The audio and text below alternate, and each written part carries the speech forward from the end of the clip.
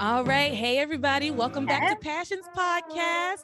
I am your regular host, LeTara. You know me. But this week, we've got a new guest host. Lisa's in the house. Hey, Hey, Lisa. hi guys. Lisa, I'm so excited to have you on today. Thank you So so excited. much. So excited. This Uh, this at the beginning when the world went dark, like when the beginning of COVID, like this was such a bright shining light in my life and it was like thank God I had this and like to actually be a part of it is on like it's kind of mind-blowing to be honest. oh, well, thank you. Like it's I, fate. It's it's fate. it's fate. No, I'm thrilled to have you on because you are a big Passions fan, right? Big time. Been Tell the watching. people a little bit about your Passions background. Um, honestly, I found Passions when it was in its like second or third week, like fresh, like live. So like from the beginning, and it became like this.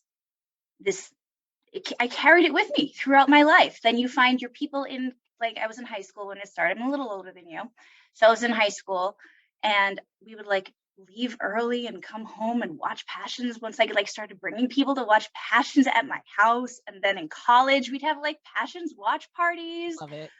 Like it, and then like once in a while, I'd be like, I wonder what's going on in Passions now. And I'd turn it on and they're like, who's this? Like, is this a new character or is this a new actor playing the same character? Like, Exactly.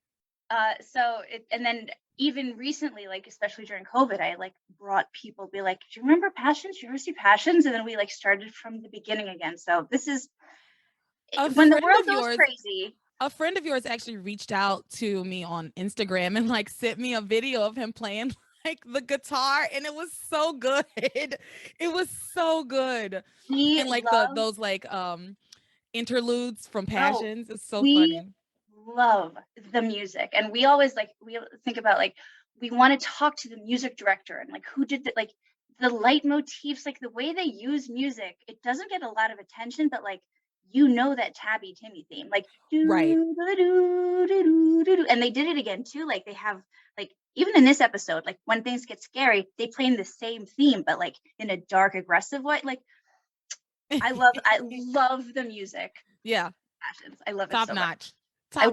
I want to be in that studio watching him be like, "Oh," like, and I imagine it's like my little home studio. I don't think it's like I think it's like a MIDI keyboard and like you some think he's also monitors. reacting like, "What the fuck? Oh, okay, I guess I'll play this." Yeah.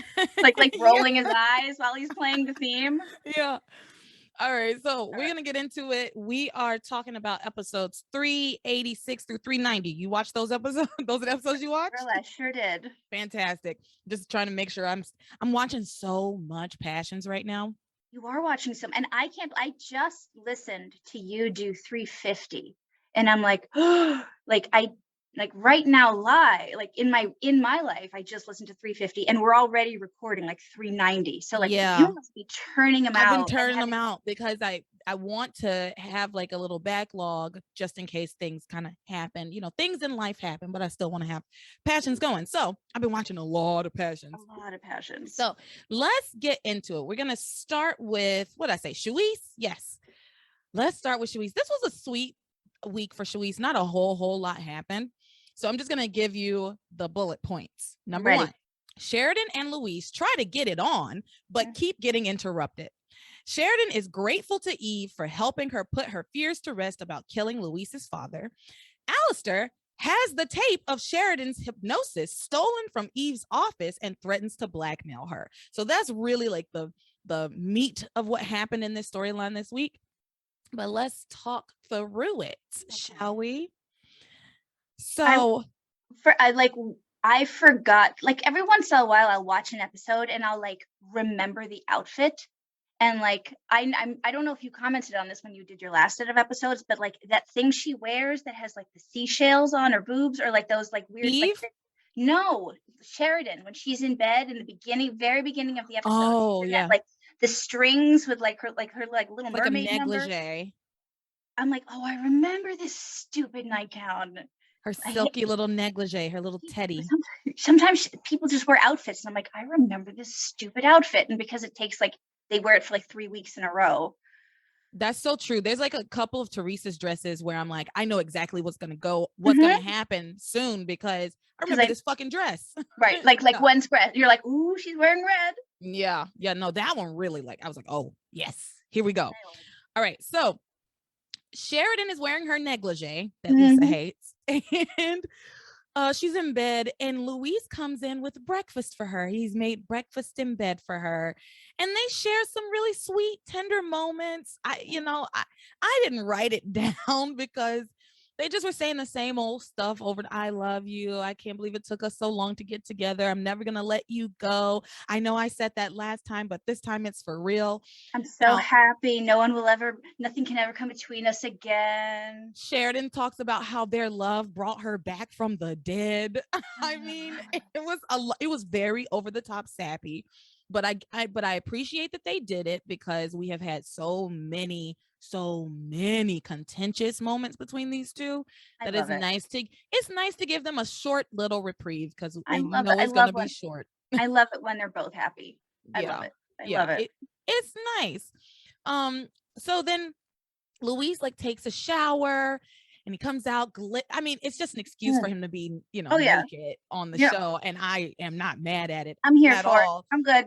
Like this is my kind of fan service. I'm into it, So he comes out all glistening and she's like, her breath is taken from her. And at this point, I was sure that these two had already had sex. Right. Like, it seemed like they were waking up the morning after. Well, that's like the universal symbol for we just had sex. I'm going to go shower. Like, why are you going to go shower if you didn't have sex? Like, why are you randomly taking a shower at this woman's house? You know what I mean?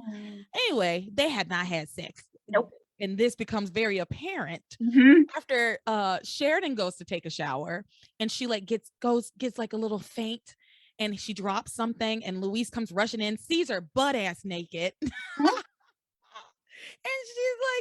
she's like, oh my goodness. She's like slightly scandalized, but she does actually, I covered myself, but she doesn't cover herself. She just stands there, spread eagle.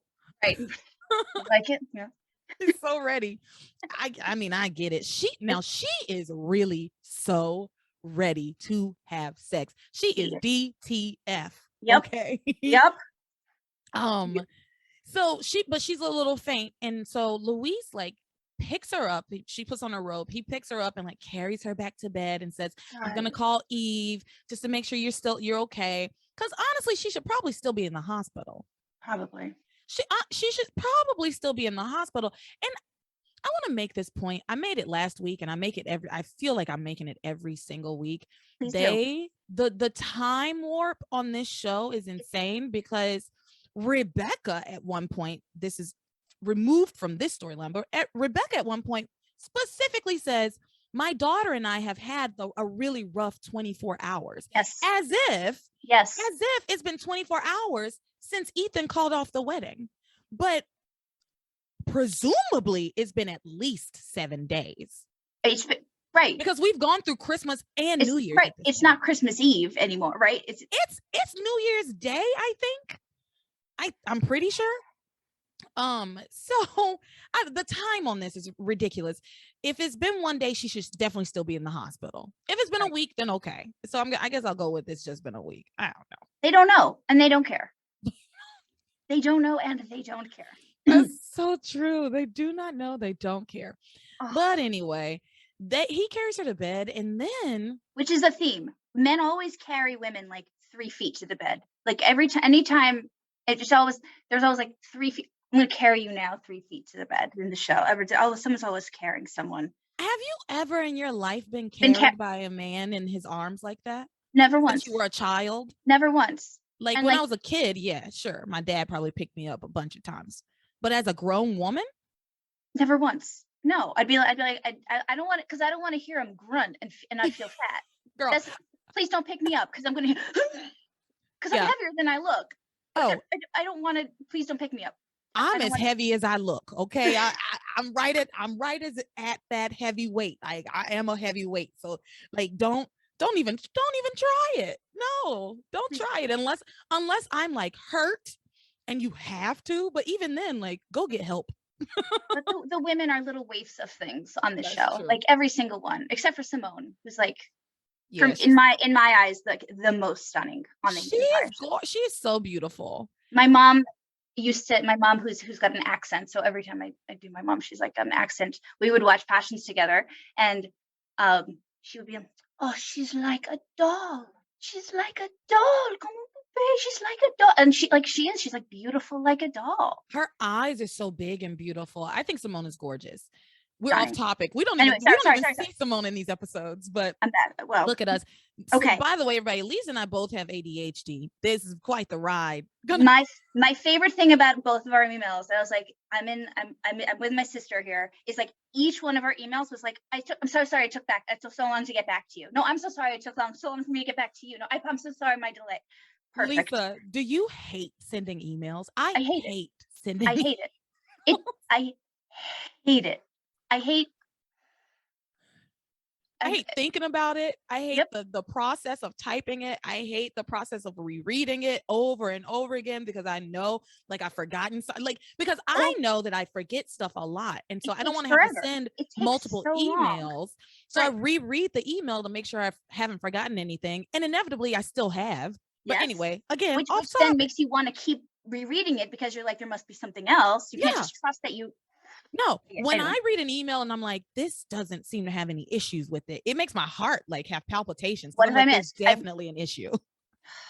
Anyway, but okay, you're right. Where was I? He carries her to the bed, and they like staring into each other's eyes for a little bit. She says she's fine. He says, I'm still gonna call Eve just to make sure. She's gonna come and check you out. Blah blah blah. He comes back, and they make out, and they start making love. You know, they start to like get it in again, right? Yeah, I wish he got it in.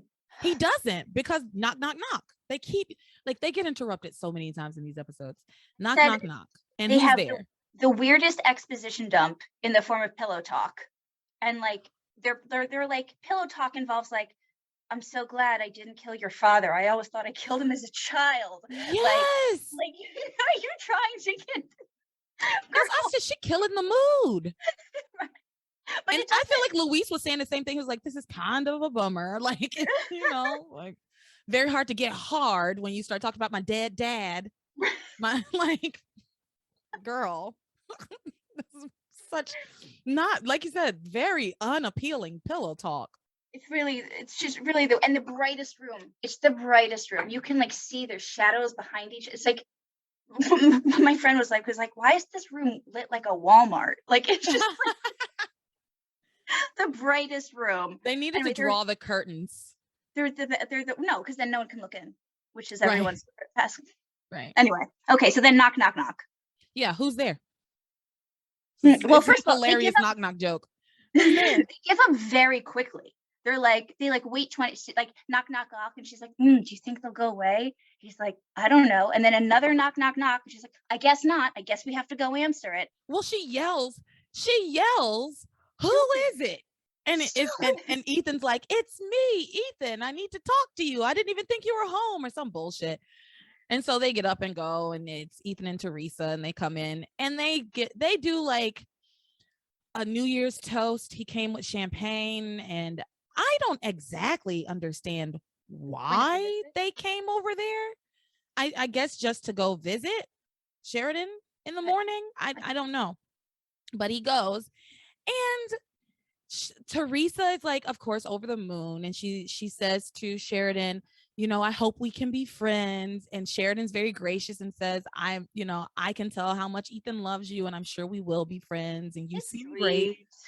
And then Ethan kind of bites the bullet and kind of puts his hand out to Luis and say, you know, I hope we can start fresh and clean and clear the slate. And Luis is like, yeah, I guess we can, you know. And well, and it's very clear that like they're only doing it because of the women they love. Right.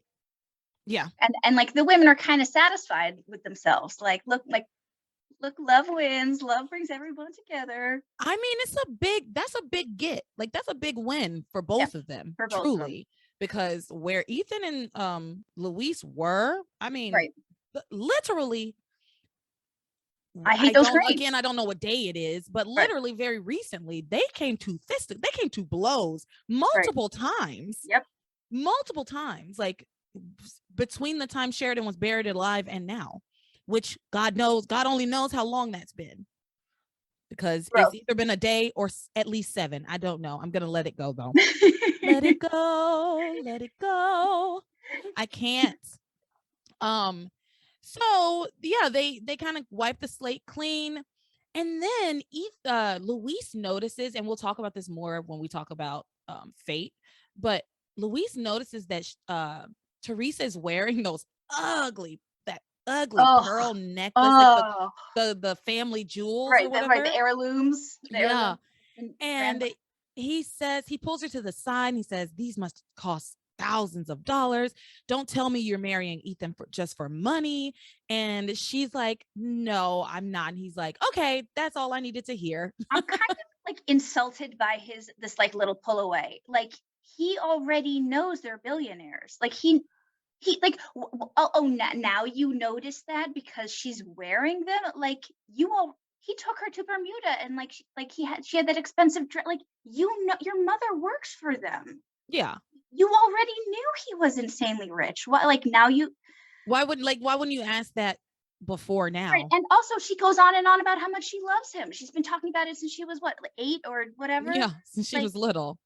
Since she was in utero. So I don't understand why the pearls would suddenly be like make her materialistic. Although I would say it's in poor taste that she's even wearing them like that day, like in front of Gwen. Well, it's not. She wasn't the one to put them on her. Gwen did, but we'll talk about that. We will. Okay. So let's skip all of that now and stick with Luis and Sheridan. So Ethan and Teresa leave. Luis and Sheridan start to pick up right where they left off. Bow chicka bow wow. Let's get it on.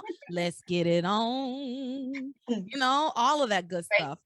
And so they're picking up where they left off. They're they keep lamenting the fact that they haven't fucked yet, so they keep kissing for 45 minutes at a time. 100%. 100%. Let's keep kissing. So at this point, they're kissing, blah, blah, blah. Let's go over to the hospital and talk about Eve. Eve is at her desk and randomly she is listening to Sheridan's hypnosis tape where Sheridan admits to killing Martin Crane. But in the very beginning of that episode, my favorite is like the generic doctor lingo that they threw in. So if anyone's tuning in, they know she's like on the phone. She's like, "I'm the doctor and I'm telling you that this patient needs this procedure." Yes. The nurse comes in and she's like, "Nurse, tell the lab to put a rush on it." Yeah. Girl, I've got those charts for you, doctor. Right. I have no time to do all this filing. Call the lab. Tell them to put a rush on. Yeah, at one point she's like, "I never even get to see patients anymore because I'm doing so much paperwork." Yeah, you are absolutely right that they did that. So that anybody who's dropping in, who's never seen the show before, knows that Eve's a doctor. So I roll, but you couldn't even throw in a couple real names. You couldn't just make up make sure Mr. Brown gets his whatever. Yeah. I'm the doctor and she needs this procedure. Yeah. Anyway, so that's how they open. That is exactly how they open with Eve. Anyway, and then she wants to reminisce. Yeah, she takes out that tape and is listening to Sheridan's hypnosis tape. And I said this to you before we started recording, but what I don't understand about this is if Eve never had any intention of using this tape for anything, for any reason, why didn't she just destroy it? Why does she still have it? Why is it in her office? And so in a tape recorder, why is it in her office in the tape recorder, right? At the very least, take it out of there. Nobody can just, because it's very easy for somebody to pick up the tape recorder, press play to see what's on the tape, right? That's exactly what I would do back in the 90s, right? I'll pick up the tape, say, "What's on this tape?" Listen. Oh, okay. That's what's on the tape. I hope I don't record the radio over it by accident. Exactly. Exactly. Oh, I used to love record. I recorded the radio so much. Run, push the button, just try to catch your song. I will record the radio so much. When I heard a song, I already had it queued up. When I heard the song that I was I heard the DJ say they were about to play a song that I wanted on my tape, I'll go and press record, She's not feeling doing it. good, feeling good.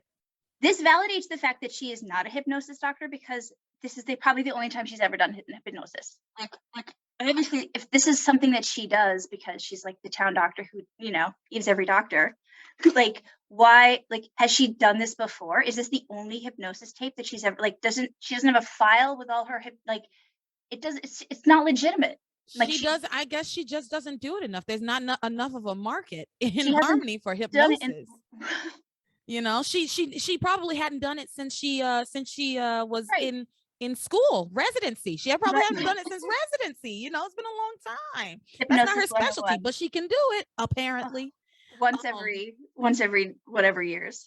Anyway, so she's listening she to it. listens to this tape. Then she's like, nobody can ever find this. And then she puts it in her desk drawer. And to her credit, she does lock the drawer. To her credit, she locks the drawer. And then a nurse comes in and tells her she missed a message from Louise about Sheridan Crane. So she heads over to the cottage to check on Sheridan. Well, while she's out and about, somebody comes in and steals that tape. Immediately a shadowy figure comes into her office and listens to the tape. And anyway, let's talk about Eve going to the cottage really quickly. So Louise and Sheridan she doesn't even say that she has to go over. By the way, this really pissed me off, because the nurse is like, she just said like so and so called.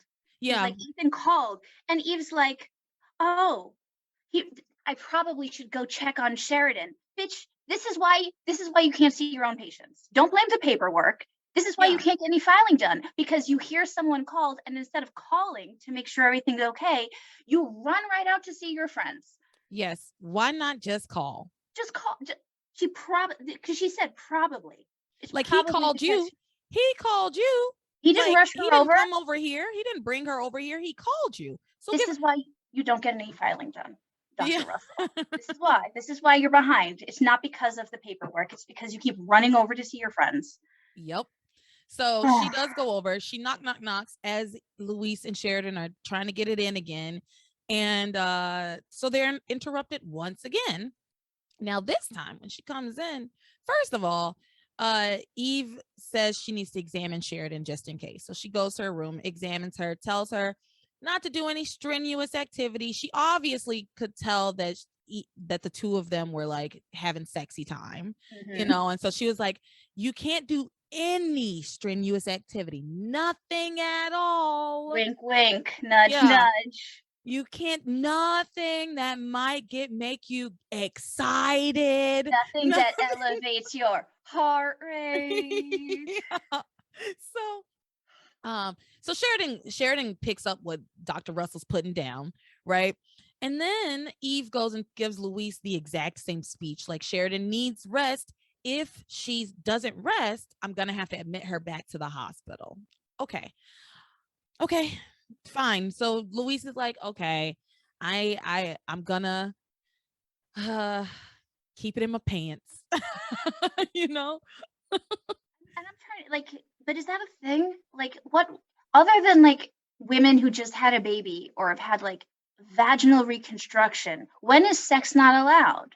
Well, and that's an interesting question, because I know when you have like heart issues, like if you have a heart attack and things like, or if you have like something that affects your pulmonary system, that sex can be bad for you if you are recovering from something like that, for sure. I've like seen that and read that. However, they didn't say anything was wrong with Sheridan's heart. They said it was something wrong with her brain. That's what they said. She was brain dead. That was her issue. She was brain dead and she was in a coma. So I don't understand why she, like, if they had said, oh, her heart, right, her heart suffered. Maybe her heart did stop. I guess her, you know what, she was dead.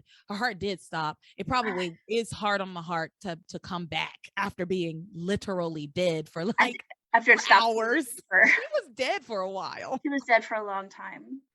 But I don't want to do the lead work for them. Like, you know what? No.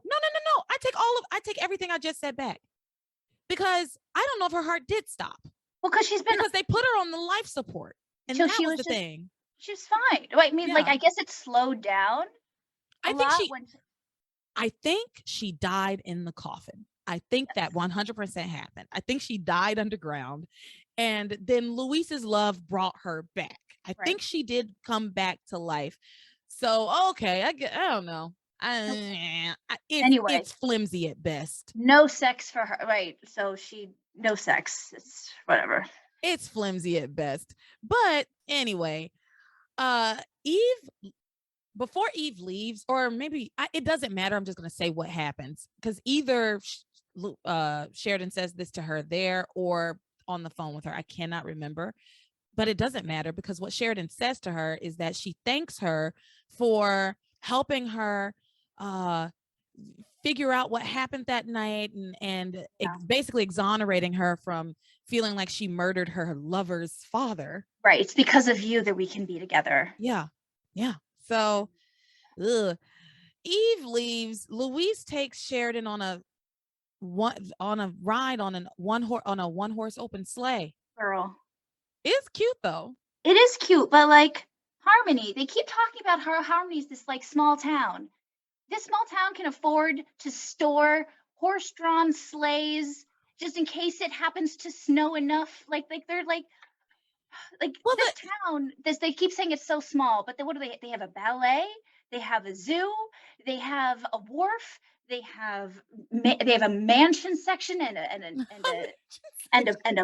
like I don't like and I don't know, like the things that they end up having in this tiny ass town, and they have a place to like store like horse-drawn sleighs. A mansion section that just killed that really really took me out. They have a mansion section where all the mansions are. The shit that they have in this tiny town. No, right, they have a lot of things. It's small when it's convenient for them, and then whenever like they just happen to have this horse-drawn sleigh, like ready to go, just at the ready. Louise tells Sheridan, I have a surprise for you, and since we can't have sex, and it's fine, because he says something about like how they're gonna have really intense like foreplay. He's like, I'm okay with us like holding hands, but when we do have sex, the foreplay is gonna be incredible. Like, what? I don't know, man. I mean, it is, and it's more montage material, right? We should and go and make more montage material for flashbacks in future episodes. 100%. So they go to like you said, it's like how does Harmony have this? I mean, how does this guy make any money? How many people are going on sleigh rides around Harmony? Like, but he's on call. Like, he was ready right away. So clearly, Louise didn't even call him. Louise didn't even call him. He just was like, "Get your jacket. We're going out." And they went out, and then they went and got on a sleigh ride. So it was sweet, though. It was very sweet. Ice skating pond. Like, this town has it all. It has everything. Yeah. I mean, that pond is very unsafe. I mean, it is sweet. And I love seeing them happy, because I know it's, this poor couple really goes through it. Yeah. So I love it. They do their sleigh ride. It's all very sweet. So Eve heads back to her office, and we see the shadowy figure breaks into her office, knows exactly where the tape recorder is, goes directly to that drawer, unlocks it, or I guess just breaks into it, and plays the tape, takes the tape out of the tape recorder, takes the tape. Then they hear Eve outside the door talking to the nurse, and they like take out their gun. Like, you're gonna take out a gun? Like, you're gonna shoot this lady in the middle of a hospital? The hospital. What? I don't. So they take out their gun, but Eve gets distracted by the nurse, and that gives this shadowy figure the chance to escape. Eve comes into her office, immediately thinks about the tape, looks around for the tape recorder, can't find it. And the nurse comes in with the tape recorder. So actually, I think the person had taken the tape recorder out of the room, taken the tape out and left it. She brings back the tape recorder.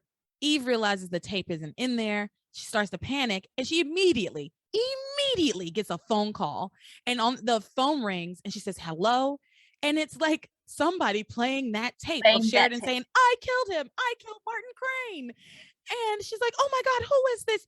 Show yourself. Reveal yourself. Yeah, make yourself known to me. And then Alistair comes on the line and says, hello, Eve. Oh, Lord. Of course it's Alistair. Of course it's Alistair. I don't know who that person is he sent. If you're missing something that you don't want anyone played, and then you get a phone call and you hear it being played to you, it's very efficient. I was like, here's my thing though. Intimidating. Where the fuck is Alistair? Where's Alistair that he has? Where's Alistair? That happened in 5 minutes. Right. Like, is he in the hospital? Like, does he have an office in the hospital? Right? That happened in 5 minutes, and I'm pretty sure he wasn't the one. I'm in the break room, Eve. Yeah. That's like behind the vending machine, like. And Alistair doesn't do his own dirty work, so he wasn't the person who went and got the tape, right? Nope. So that person had to go get the tape and take it to Alistair. Alistair had to listen to the tape and then play it for Eve. Unless they were on like a secret 3-way call, and the person who had the tape was like playing the tape and then like hung up real like. Maybe. You know what I mean? Like, yeah, like, okay, like I'm going to call her and then you play the tape right away and then I'll talk to her. And like, she won't know that both of us are on there. Uh-oh. Okay. You're making this make sense to me. I hear exactly what you said. I love what you said about 3-way call. That sounds plausible enough for Passions. I don't know. Plausible enough. Well, then Alistair tells Eve, because she's like, what are you going to do with this tape? Like, what do you want with it? Right. And he tells her, I'm going to use it to protect my family. And then he says he's going to do everything in his power to tear Sheridan and Louis apart. And then Eve says, well, I won't let, this was kind of a confusing conversation for me, because Eve then says, well, I won't let you destroy them. I'll just go to the police with what I know and tell them everything. Right. And Julian's like, no, you won't, because I'll expose everything about you and your baby that died, you know. And oh my God, he says some awful things to her. Says some terrible things. She says, how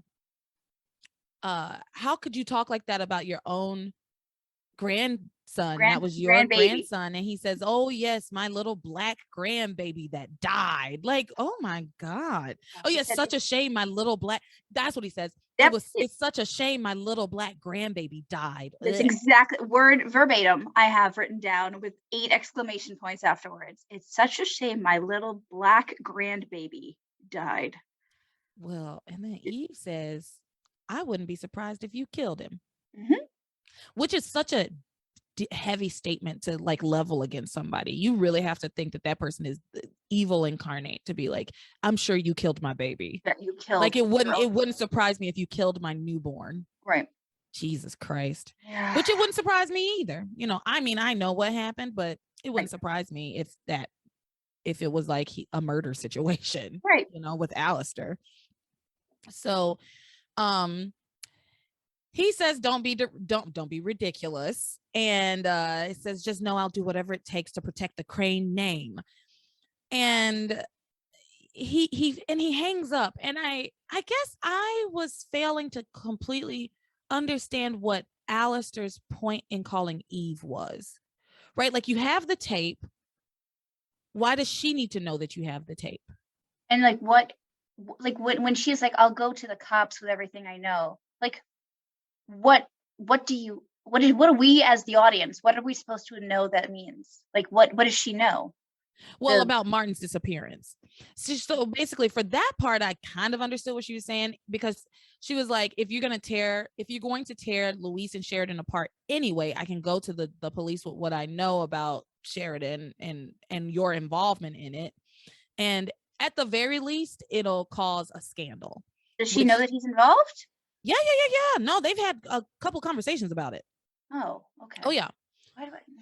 Okay. Yeah. I was like, that just gets Sheridan in trouble. Back when she hypnotized Sheridan, Alistair called and she had a conversation with Alistair with out of earshot of everybody else. And he basically tells her that Sheridan's version of events is like the truth, even though he knows it's not. And he talks about how he and Julian worked to like cover that whole thing. Yeah. Oh, thank God. Okay, thank God you're in this. Okay, good. Thank God I watched this so recently, so much of it. It's just so hard to forget. Okay. Look, there's so much that happens, and it's weird because a lot happens, but it's so spread out. When actual things happen, when events happen that aren't just recap, it's spread out so far. And so much sometimes happens it's hard that to remember. doesn't go anywhere. So Yeah. like they also set up so many things, so they just like plant all these seeds that they can pick which one they want to grow later. And like it's hard to keep track of all the seeds. 100%. Okay. It really is. But that's a seed they planted and tried to grow. And you're right. It's not going so well for Eve right now. But again, I don't understand what the point of this phone call was on Alistair's end. I don't understand, like, you have the tape. What is it that you want from Eve? Because I was like, okay, he's calling her. Maybe he's, and you know what? Maybe in the next few episodes, we're gonna find out, and I'm gonna eat these words. Because I was like, well, maybe he's gonna try and use Eve to break up Louise and Sheridan somehow. You know what I mean? Maybe he's putting her on notice. Right. I don't know. Well, yeah, I guess. Well, I mean, also he's like all about power plays, right? Yeah. And this is a power play. Like nothing you have is safe.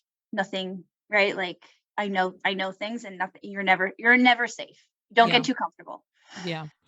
Yeah. Well, after that phone call, Eve goes over to her like filing cabinet and pulls out a little box that has little blue baby booties in it. I guess that she just keeps at her office. It's really sad. I mean, this happened to her 20 years ago. Yeah. And I understand that that's not something that you would necessarily ever be able to get over or move on from, but to have something like that, like at your office in all your the time, place of work, right? Yeah, just seems excessive. Right. But she takes out her poor little baby's booties and she cries and she's saying, I lost my baby. My baby's gone. Her baby's gone. So that's Sheridan and Louis this week. Yes. Do you have anything else to add?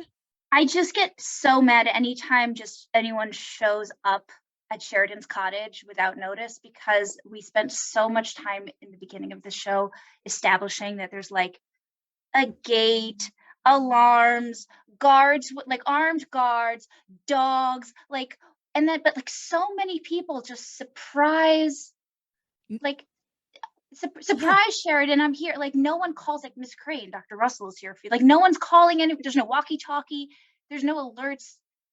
It makes me so mad anytime. I don't know who I was talking to about this recently. And maybe I said it on the podcast. There's this, my life has been just taken over by passions in the last couple of weeks. But at one point I was saying the Cranes have the worst fucking security because people just walk. They don't just walk up to to Sheridan's cottage. They walk right into the mansion. Everybody's just walking into the mansion. Right. Yeah, you think that you'd be stopped at the gate and then somebody would call up to the house and say, these people are here. Should we let them on the property? But no, none of that. Like you, did you just say Frank Lomax is bad at his job? Everyone is bad at like even Crane security is bad. Even the Crane dogs, even the Crane canine security. Remember, I don't know if y'all remember, but Frank Lomax is now the head of security at the Crane property. So he's just letting any and everybody off the streets onto this campus. Like, it's ridiculous. Because he's too busy hitting on the local high school girls. He's too busy, he's too busy flipping through the yearbook trying to pick out his next wife. He just does not do He just does not do his job. All right, so let's move on to fated couples. Let's talk about fate. Ooh, child. So where's my really just one? Yeah, right? No, there was no Whitney and Chad this week, which I can appreciate because I didn't feel like taking notes on them and they're not going anywhere right now. But I do think next week, because I started watching next week's episode, so next week we're gonna have some more Chad and Whitney stuff. Actually, the next episode literally starts with Whitney on the tennis court, which I was like, okay. Oh, she's playing tennis for the fourth time this in the entire series. I think it's if that. But anyway. So here's the bullet points for this week. Ethan Ethan and Teresa start planning their wedding. Pilar insists that Teresa delete the files about Ethan from her computer, but Teresa blows her off, giving Rebecca the time to copy the documents to a floppy disk. Rebecca and Gwen continue scheming to break up Teresa and Ethan and Ivy and Julian. Rebecca plans to announce Ivy's secret to everyone. Julian makes an extraordinary amount of racist comments about Teresa and Pilar. I mean, it was like 5 minutes where he just like rapid fire was spewing out all of these slurs, but we'll get to it. We'll get to it. So let's talk about this chronologically, I guess. Yeah. So we start this week with Pilar taking Teresa to task about having those documents on her laptop and having left it in Ivy's bedroom, which I think I talked about this last week. I was very irritated because there is makes zero sense how that laptop ended up in Ivy's room. Nope. It doesn't make any sense. I don't care about the time warp. I don't care.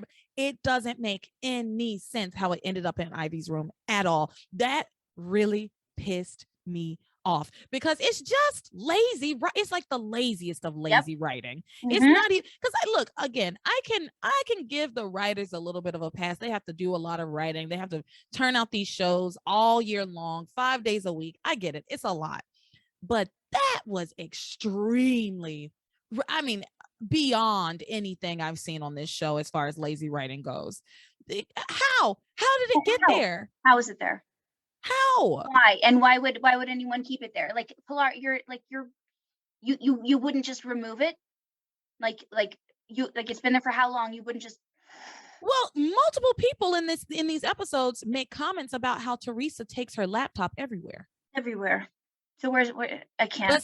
But it's been in Ivy's room for 2 days. I don't understand. I like what?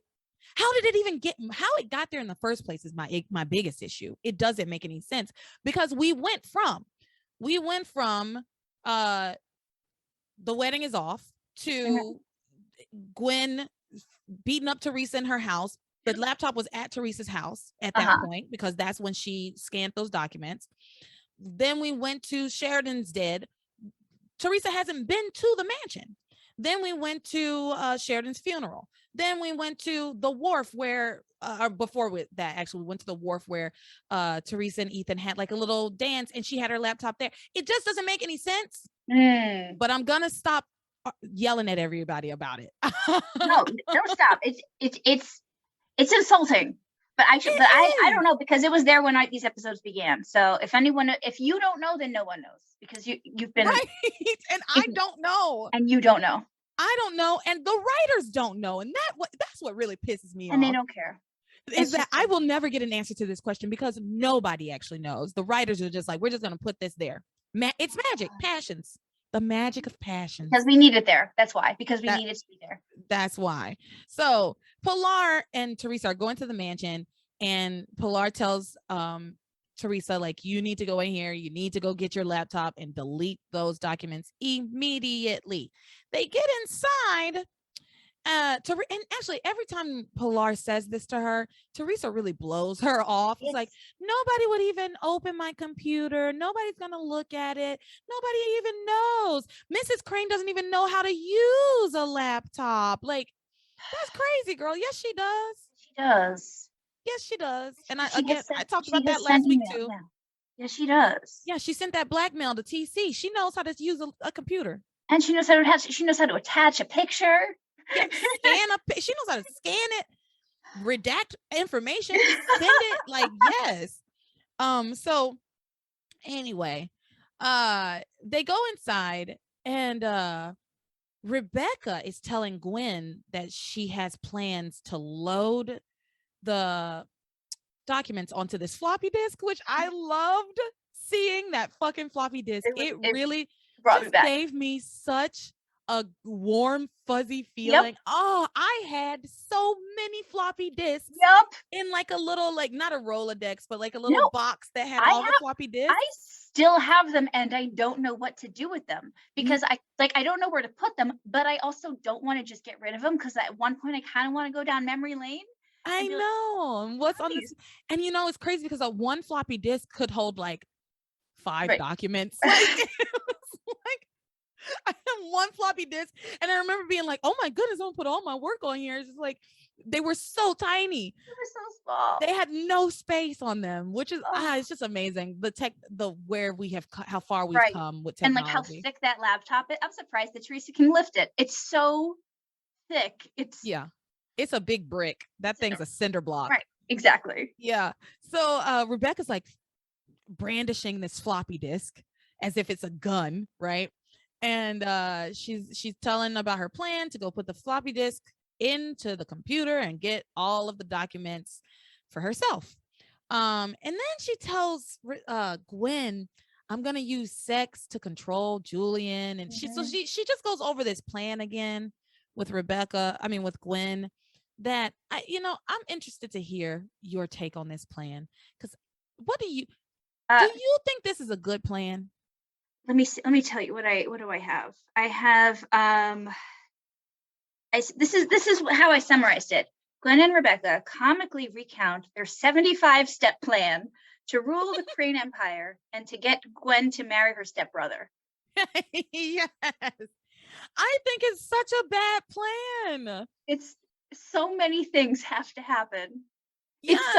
It's so many steps. Like it almost went to like spoof like Naked Gun 33 and a third like territory, when they're like, and then this, and then this, and then you'll do this, and then I'll do this, and then I'll do, and then you'll do this, and then I'll do this, and like it just kept going. And at some point you're like, okay, this is meta, right? They're like they know it, just and they kept going. This plan is so long and convoluted and bad. It's such a bad plan. Like basically, for anybody who didn't listen last week, listen last week, the plan is that Rebecca is going to expose that Sam Bennett is Ethan's father, which will then make Julian and Alistair throw Ivy and Ethan out of the Right. Crane mansion. Disinherit Ethan and divorce Ivy. Right. And then what's this woman? Rebecca. Will divorce her husband, making her available to marry Julian. And then she says she's going to use sex to control him and get her to get him to adopt Ethan. And then Gwen can marry Ethan, and so she'll still get Ethan, and she'll still get to be a Crane, because he'll technically by law be a Crane and be a Crane heir. I mean, hold on, because part of one of the most important part of this plan is that Teresa is going to break up with Ethan as soon as she realizes that he's not rich anymore. Yeah. Which listen, from their perspective, okay, like you don't really know Teresa. Okay, from your perspective, you legitimately think that she's a gold digger and a tramp and all of this, and that if Ethan doesn't have any money or power, that she will leave him. Fine. But then Rebecca says to Gwen, "Yeah, I found all of this information on Ivy's laptop." And that's when Gwen realizes, oh, Ivy doesn't have a laptop. That's Teresa's. And that's one of the moments where somebody says Teresa takes it everywhere with her, which again doesn't make any sense why she's just left at Ivy's room, but whatever. And so she says that's actually Teresa's. So that means Teresa already knows all of this. So the thing is, I guess you could think about it two ways. Because she doesn't want it to get out. Yeah, she's keeping it a secret because she doesn't want it to get out. But why would she even keep the documents? Right. You see what I'm saying? Why would she even keep the documents unless she was planning to use them at some point? If it were me, that shit wouldn't. And I was like, I need this man to be a Crane. I wouldn't keep that shit on my computer at all. You know, so to me, the logic doesn't hold up. They think that she knew the whole time, and she's just keeping it a secret so that he will still be the Crane heir, and she will be able to marry the Crane heir. But it doesn't actually make sense why she would keep it on her computer. I'm surprised that no one's questioned the legitimacy of it, to be honest. It's like, it's just a letter on pretty paper. Like, we can go into this later, but like Ivy could easily be like, yeah, I tried to get Sam back, I lied. Yes. Thank you. I lied. Thank you. Thank you. There's literally you know what? no other. I'm There's not literally proud of it. I was desperate. I missed him. I wanted to get him back, so I told him that Ethan was his son. and I never actually sent him the letter. I Right. wrote it and I kept it, but I never even sent it to him. I never even sent it. Like, so like, and because I realized that would be wrong, and I meant to throw it away and I didn't. Like, yeah. there's so many ways that she could get out of it. I mean, for me at this point, if I do get if I'm Julian and I do find out that there's this letter where you said that my son's not my son, we are absolutely doing a DNA test. So that might save you for a little while. Right. But we're definitely, and they've already made clear that DNA is like in play here now, because they're talking about Chad doing his DNA tests against the databases of Harmony, which I don't think is legal. Everyone has their DNA just stored. I don't think it's legal on floppy disks. There's just with thousands, millions of floppy disks with DNA results on it. Hilarious. So yeah, they are going over this plan, but it's a bad plan, and they're not thinking it all the way through. So yeah, like you said, the plan really hinges on Teresa being a gold digger, which she isn't. Yeah. So while all of that is going on, so Teresa and Pilar are coming to the mansion. Gwen and Rebecca are on their way to the mansion. Ethan's already there getting his birth certificate from his mother, which you are a grown man. Why don't you have your birth certificate? Also, can you adopt a grown-up? Like, he's 25 or he's 26? Like, yes, you can do adult adoptions. I was just gonna say, like, I do know that sometimes that like it's actually like a really poignant thing where it's like officially you are now part of this family. But like, is there a limit to like how old you can adopt anyone? Like, I can adopt. You could adopt me. Listen. I started watching this show on A&E called Adults Adopting Adults. The shit is wild. The show is wild. Okay. And yes, and again, the laws vary from state to state, but yes, it is a possibility. Adults can adopt other adults. But like in this show, like, what's the main reason it happens? Oh, well, so everybody has their different reasons, and it is just a couple of them are just very weird. Like one guy, this was the one that really put me off, where I was like, this show is fucking wild. This one guy he's married. He and his wife are like in their late 40s, and he like tried to adopt another young lady before, who was like 19, but then ended up having like an affair with her. And now he's like adopting this other girl from like Germany who's like pregnant. And he's like, I just want her to have a better life. And I just want to do, but his wife is like not having it. Well, kind of. I mean, she really should just divorce him. He sucks. But she's like, she can't live in the house. They bought a whole ass like trailer, like a camper that's parked in their driveway for this girl to live in. It's crazy. And then another one, her mom was like, they had a very strained relationship, and this lady's older, but she wanted her kids to have like grandparents. And so like they did like this thing, and these people were her like her kids like adoptive grandparents, like, and now they're making it official. So that one's kind of sweet, I guess. Okay. It's still weird, like it's not necessary, it's so unnecessary, but they want to when they pass away, they want to pass their things on to her and her kids. I mean, you can do that whether or not they're your kids, right? Yeah. Like I could pass my shit on to you. I don't have to adopt you to do that. I just have to name you. Yeah. Okay. All right. Well, thank you for that. That was very you're welcome, everybody, for that. The more you know, dude. For that TED Talk on adult adoption. It is absolutely a thing. Yes. Okay. Okay. So anyway, Ethan's asking Ivy for his birth certificate, even though he's a grown man and should have his birth certificate. Grown-ass man. Like it should be with your own important papers. I bet she has his social security card too. But he lives with her, right? He lives in like his child. There's like toy trains on his shelf. Like he's still a child. Like, but he just moved back. Like you were gone all these years and didn't have your birth certificate with you. I don't know. Maybe I'm just because there's a lot of things you need it for jobs and different things like that. You know, you need your birth certificate or a copy. Like you don't need the you don't necessarily need the original, but you need something. Yeah. You need but something. Right. So yeah, maybe he had a copy and he needed the official birth certificate because he and Teresa were going to get married today. That was the thing they talked about last week that they didn't talk about this week. Okay. They were like, we're going to go get married today last week. Mm-hmm. And this week is like, no, we're not going to rush off and get married. Okay. So anyway, he opens up his birth certificate and he's like, Mother, why did you lie to me about my birth? And I was like, child, I hate these moments because please stop. Right. Like there's 3 of them. Like there's like we know that this is not the way the paternity comes out. Stop trying to fake us out. Even if I was watching this show for the very first time, I would know this is not the way that this happens, you know? But he's like, you never told me I was 10 pounds. You always told me that giving birth to me was a breeze, but there's no way it could have been a breeze because I was a giant baby. And it's just like, ugh, boy, shut up. Right. And then he asks her again about, I must have wrecked your vagina. Why didn't you tell? Like, Ethan, it's like, it's gross.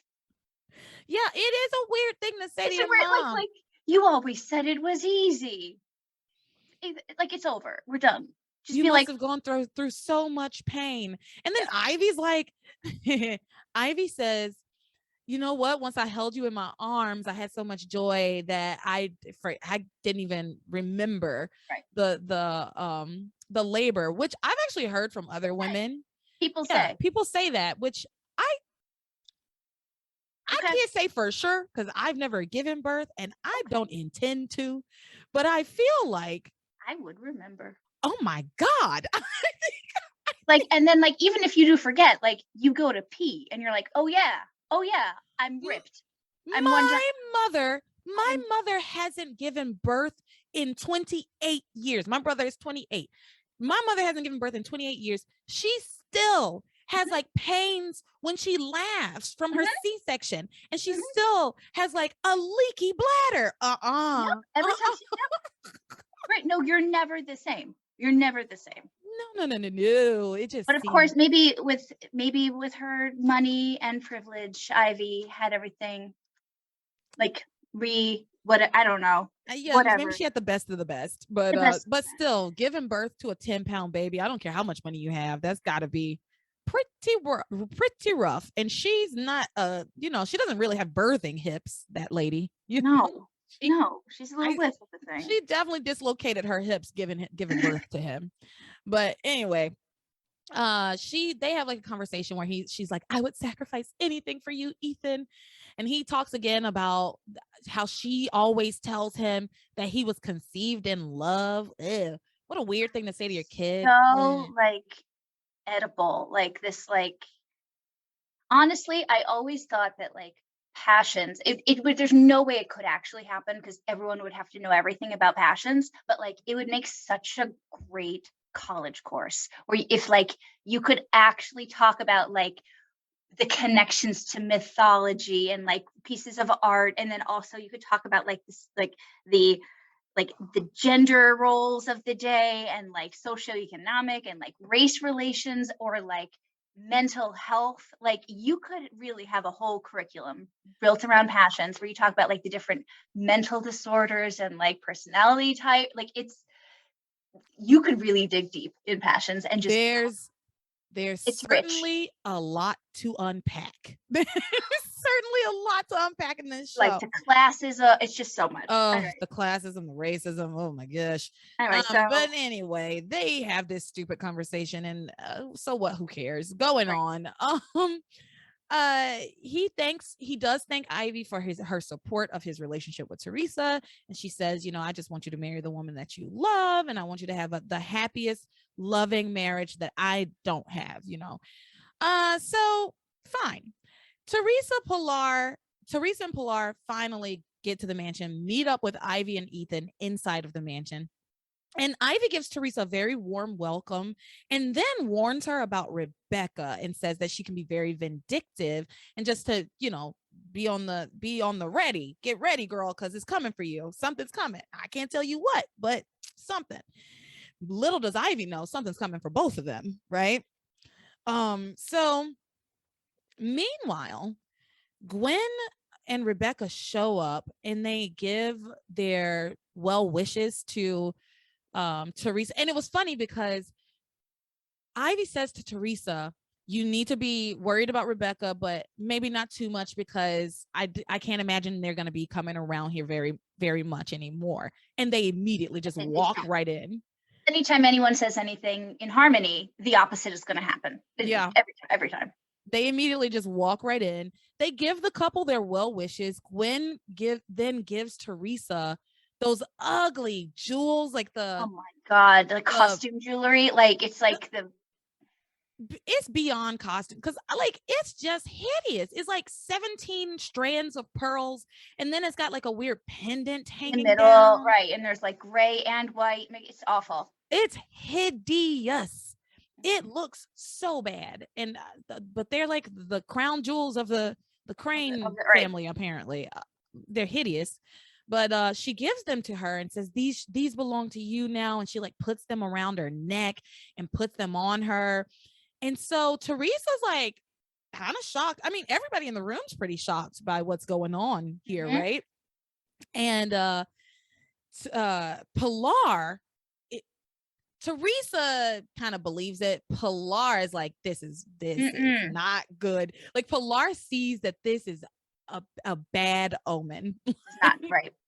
Something is not right. Something is very wrong. Something is rotten in this. Something's rotten in the state of Denmark.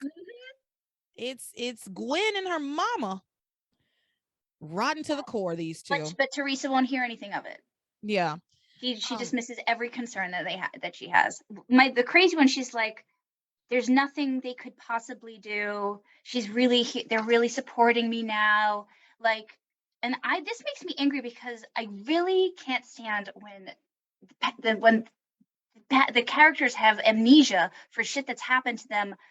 Like a day ago, 2 days ago, you were about to fly across, like, to the other side of this planet because of these women, right?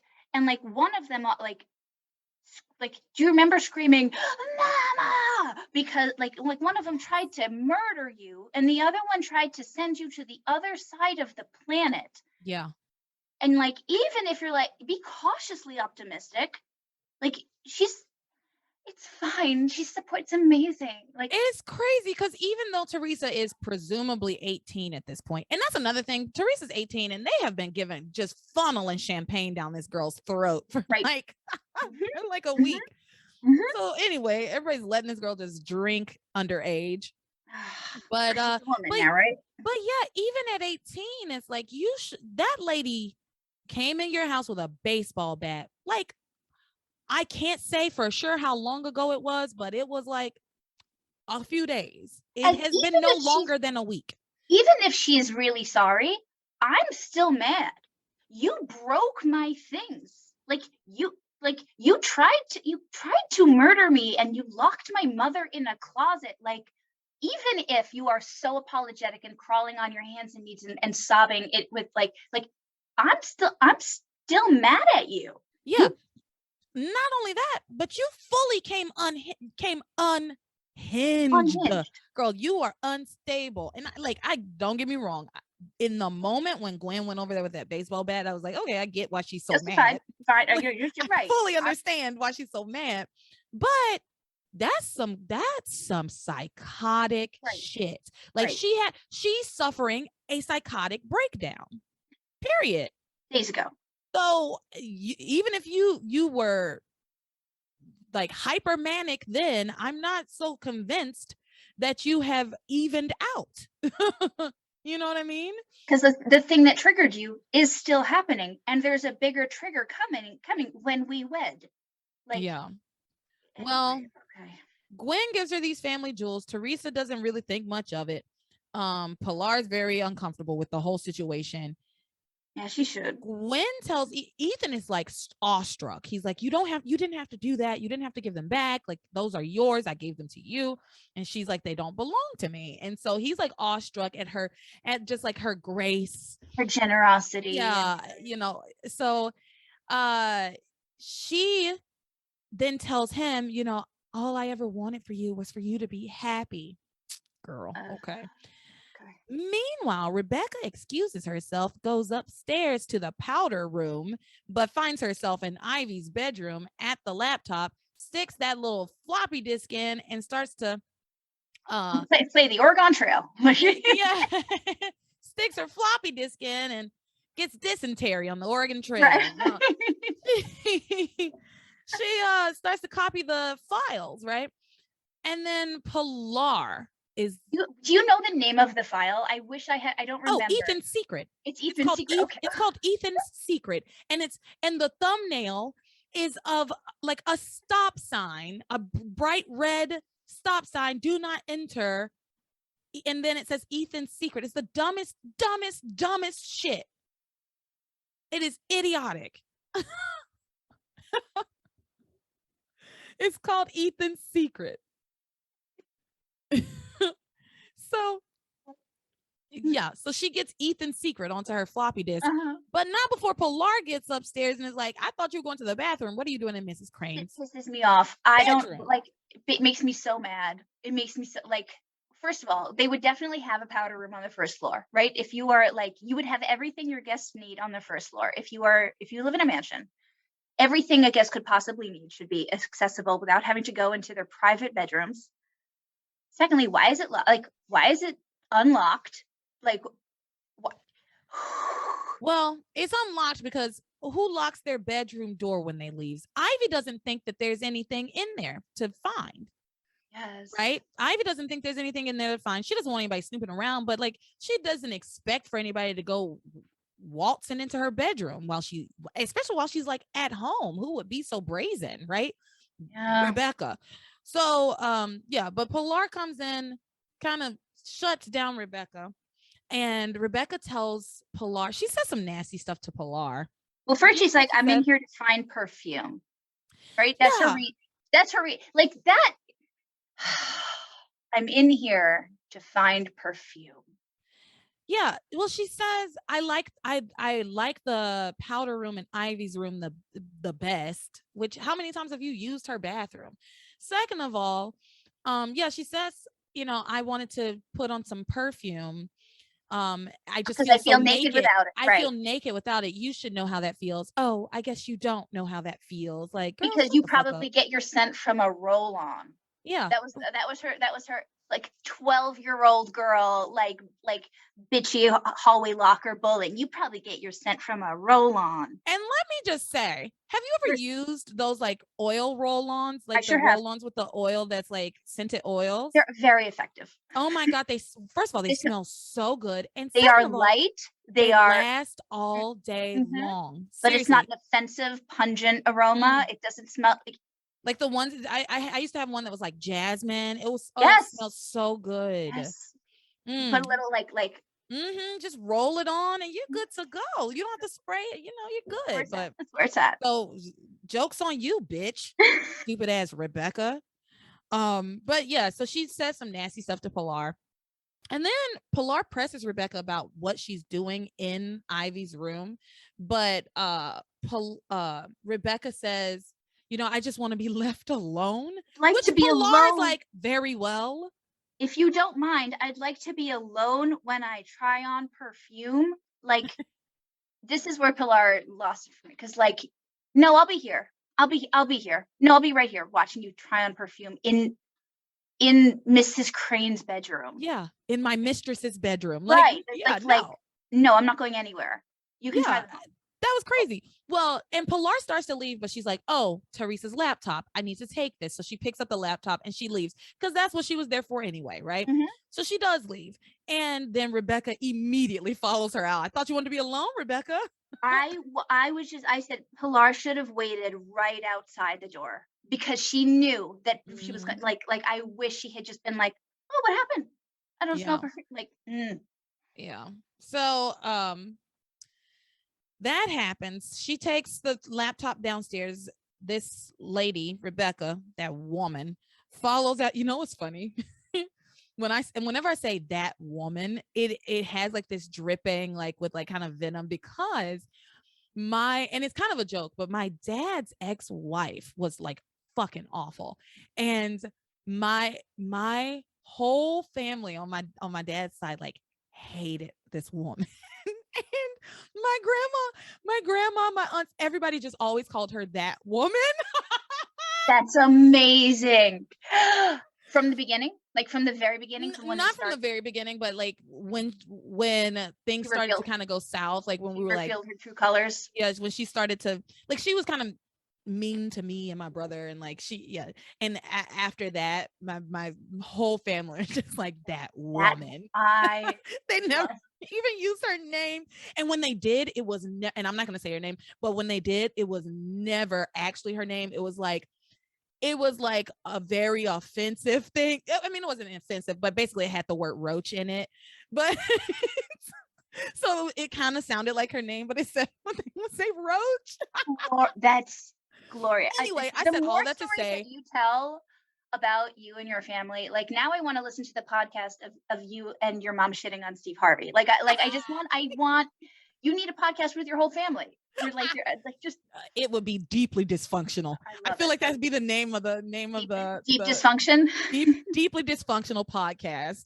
That's the name of the podcast. I love it. I should write that down. It's not a bad idea. But you all unite in your hate against other people. So like that's what we do. My family, but see, my family's just toxic. That's like the thing is, we're just like toxic people.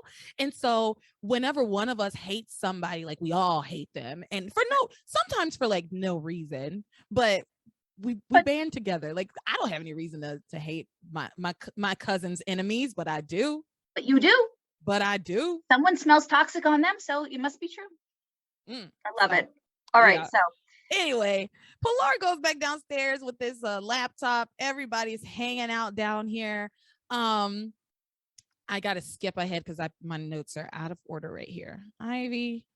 Okay, so when Pilar comes back downstairs with the laptop, Gwen gets scared and drops her glass, I guess. She sees Pilar with the laptop. And Rebecca tells Gwen, I need to get the disc out of the laptop. It's stuck inside. So Ivy conveniently asks Pilar to refresh the tea. She's like, can you go get a fresh tray of tea? Now, I was under the impression that Pilar was not there to work that day. She was not in her uniform. No, also, like, Pilar's not the maid. She's like the housekeeper. Like she's like the manager, right? Yeah. Like she's like, they can't decide what her job is. The people who wrote the show can't even decide. Like she's supposed to be the one that tells everyone who works there what to do. Yeah. I think, and I'm gonna give the writers of Passions a little bit of a pass on this one, because I think Ivy and Julian, like the rest of the Cranes, except for probably Ethan and Sheridan, think of all of their servants on kind of the same level. I think Ivy definitely thinks of Pilar as a friend, but she's also an employee. Like, you work for me, and whatever I need you to do, you're going to do it. You know what I mean? Even if that's not necessarily your job, you're still going to do it. And they know that she'll say yes because she's Pilar. Pilar, as Beck says. Pilar. So, Pilar has the laptop and she's about to take the tray, but Ivy's like, Pilar, how can you carry the tray of tea if you're holding that laptop? Just leave it here. I'll watch it. I won't let it out of my sight, blah, blah, blah. And what's this lady's name? Pilar says, very well, puts it on the laptop, picks up the tray of tea, and Ivy is immediately distracted. Ivy promises she won't take her eyes off the computer and then takes them off the computer 0.6 seconds later, and then does not look at the computer again. Ever again. Ever. In fact, she like makes a point to keep her back turned to the computer for the duration of Pilar. Yeah. And so even when she's on the phone, she like turns away from everyone else. Yeah. So Gwen facilitates this at first, but obviously Ivy didn't care about keeping her eyes her eyes on that laptop at all, because the way that Gwen facilitates this is she's like, Ivy, come and look at this magazine. Haven't you used this designer before? And like, that's all it takes. Mm-hmm. She's distracted by a magazine. So she goes over, she's looking at the magazine, the phone rings, so she's on the phone. Meanwhile, Rebecca can't get the floppy disk out of the computer, out of the laptop. And do you remember how floppy disks worked in I sure do. laptops and I in sure do. computers? Uh-huh. It was like, it wasn't electrical, it was mechanical. Mechanical. You push the button and and it it ejects. pops it out. It ejects. Like there's like a there's like a Yeah. mechanism. Yeah, that if the button is working, then it'll pop out. But I guess maybe the button wasn't working. It was stuck in there. It just didn't seem because I feel like if that button was forced in and stuck inside, then the floppy disk wouldn't stay in. I didn't see her like trying, right, because if it was forced in, whatever pushes it out wouldn't have let it enter fully.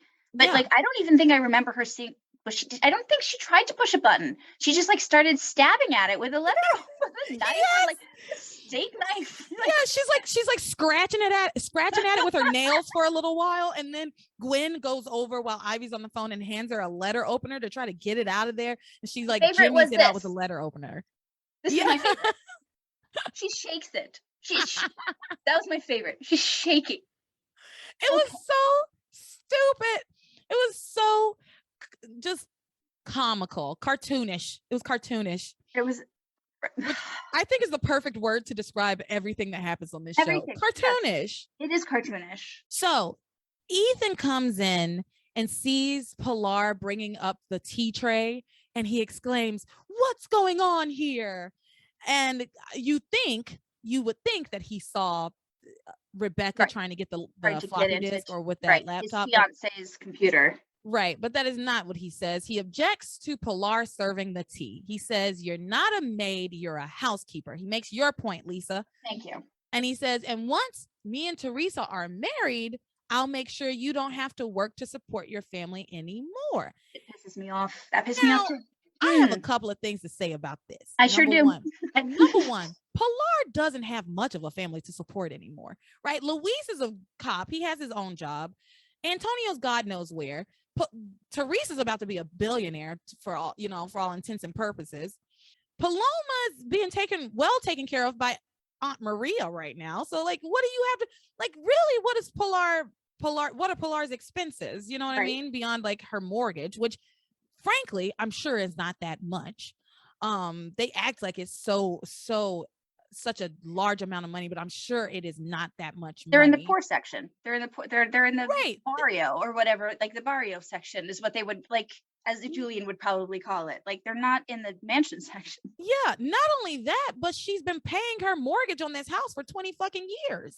Like it can't be that much. You know what I mean? She's been paying this house off for decades at this point. So also, like maybe Ethan, I don't know if you made this point because you were frozen, but like maybe Pilar can decide what she wants to do with her life. Right.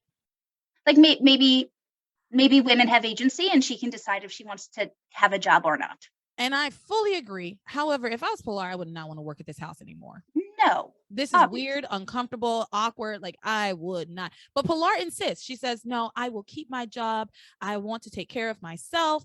And of course, that's who Pilar is. And I get that. Me, LeTara, would have been like, "Yeah, cool, bet." Yeah, I'm good. Like literally, I wouldn't even want like an extravagant lifestyle. Just like pay my house off and I'm good. Seriously. It can't be that much money left on her house anyway. Right. He should just pay off her house. They should just pay off her house because she's keeping all their fucking secrets. Exactly. Ivy should have paid off her house by now. Period. She should be a kept woman, right? But anyway, whatever. She says she'll keep on working, and Rebecca jumps in and says, "Ooh. Oh, how noble, how noble!" And let me ask you, Pilar, will Luis be keeping his job as well, or is he gonna just let Sheridan take care of him? Girl, you could just see the fire in Pilar's eyes. Pilar wants to slap this lady so bad. Ooh, there's so much dumb dialogue in this show, but sometimes they get it right. Mm-hmm. Like they get like, ooh, that got me. Like you really get to see like someone's true color. Like, no, this is a villainous woman who knows exactly what to say to push everyone's buttons. Mm-hmm. And so, and so flagrant about it, so brazen about it. But again, I've already established that she's a brazen woman, right? But yeah, like in front of everybody saying this kind of stuff. And Pilar says Luis is a a noble man. He would never let somebody else take care of him. I'm sure he'll do what he needs to do to take care of himself and Sheridan, right? Mhm. And then Rebecca basically flat out says, oh, it's so interesting that two of your children just happened to fall in love with two of the Crane heirs. Like, or did you plan it that way, Pilar? She says it outright. Or is that just the way you had it planned all Right. along? Mm-hmm. And Ethan steps in and says, whoa, whoa, whoa, whoa, you're being really disrespectful. And then Rebecca's like, oh, I'm just saying what people around town are going to be saying. This is just what people around town will be thinking, Yeah. What? Who? Who are you worried about? Who? First of all, you've never been in town a day in your life. Secondly, who in town? Like the part-time book cafe worker? Like the Who sleigh all ride know guy? Pilar and Teresa. They all know Pilar, Teresa, and Louise Right. and respect them. The people of Harmony have no issues with Pilar, Teresa, or Louise. They don't think have any ill will towards them. They have no problem. Right. And like you said, you just showed up here, ladies, from Hotchkiss Manor, wherever you were. Castleton, I don't know where you live, but you just got here. Like, who do you even know in town? And the two of you are literally planning the same thing. The two of you want to end up with the two Crane heirs. Like, Mm-hmm, and mm-hmm. I mean, also, even if that was the plan, like you still needed the Cranes to fall in love with the Lopez. Like you still needed, right. Like they can't make Ethan fall in love with Teresa. They can't. Right. Okay. Yeah. Well, okay. So now this part triggered my favorite and least favorite at the same time. Right. Because it's just high drama. And I love high drama, but Gwen, girl, get a grip. So Gwen and Rebecca are getting ready to leave the mansion. Rebecca makes a comment about, well, we have so much to do today. We got to pack up the wedding dress. Again, what day is it? When did this when did he throw her over? Because again, Rebecca, in this part of this conversation, this is when she says, we've had a very eventful 24 hours. Right. What? Right. Who wrote this? Anyway, so she says we got to pack up the wedding dress. We got to send back wedding gifts. There's caterers to pay. There's people to pay. Ethan starts feeling guilty because you knew there wasn't going to be a wedding so long ago. So long ago, you knew there wasn't going to be a wedding.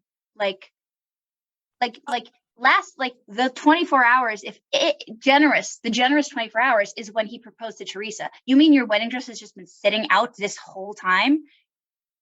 Like, mm-hmm. I can't. She's just been waiting, thinking just waiting. It's gonna happen. And as soon as he chooses me, we're having ourselves a wedding. Oh my God. So she says we got to go do all of this stuff to cancel this wedding, basically, that's already been canceled. And Ethan feels like some guilt about it, which is understandable. Ethan's like, I feel a little guilty about this. I'm sorry, let me know if there's anything I can do for you. And I will do whatever I can to help. And Gwen says, actually, Ethan, there is and she says it in such a nonchalant way. Right. Actually, Ethan, there is something you can help me with, as if he could make a couple of phone calls for her. Right. And she says, you could kiss me. The fuck? Kiss you? It's like, you could kiss me just one last time to say goodbye. Then she looks around him, looks at Teresa and goes, you don't mind, do you, Teresa? You don't mind, right? That does she say we can say goodbye as friends? Is that the thing? She says, Teresa, you don't mind if we say goodbye as friends. Yeah. Now, Teresa, of course, says, no, I guess not. That's, I think, verbatim what she says. No, I guess not. Ethan starts to go, well, hey, hang on a moment, but Gwen just lunges right in, grabs him, and makes out with him full tongue for a while. She mouth rapes him? She mouth rapes him, okay. Yes. She gives him full tongue in full view of his fiance. Yeah, absolutely no consent, because Ethan did not say yes, Teresa did.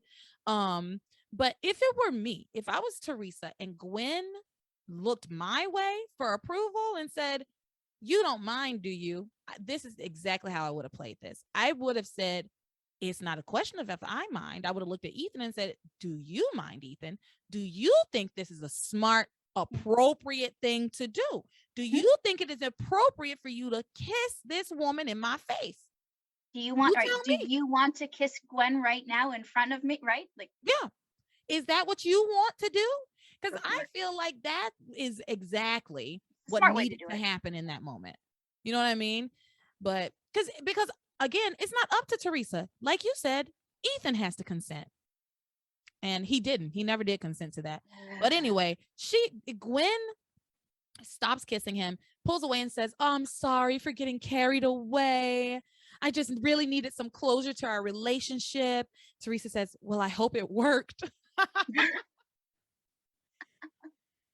They leave. Gwen and her stupid at that woman leave, and Ethan like immediately kisses Teresa.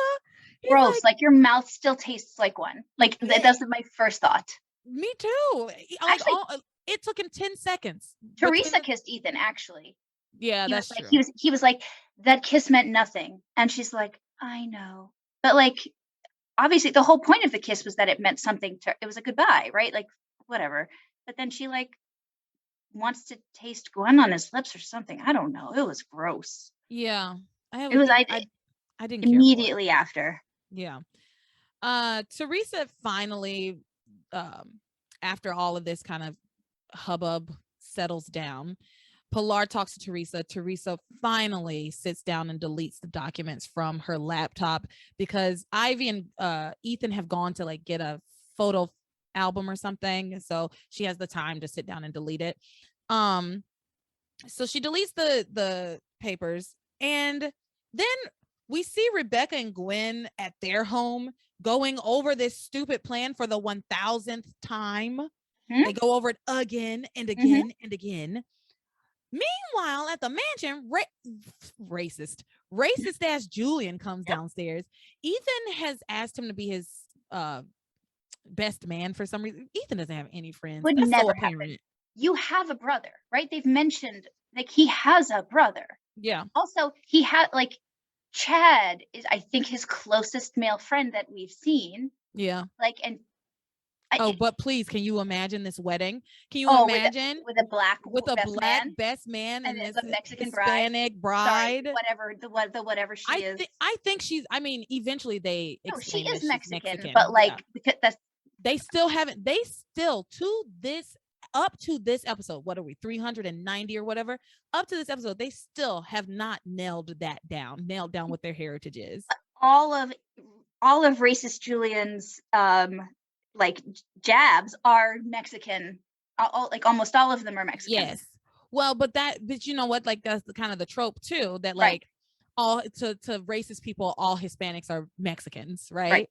But anyway, Julian comes down and starts making some racist ass remarks. Like it was crazy to Ivy. He's saying most of this stuff to Ivy, but I'm literally just gonna blast off. I didn't write them down like quotes, but I'm just gonna blast off some of the things he said in this like 3-minute period.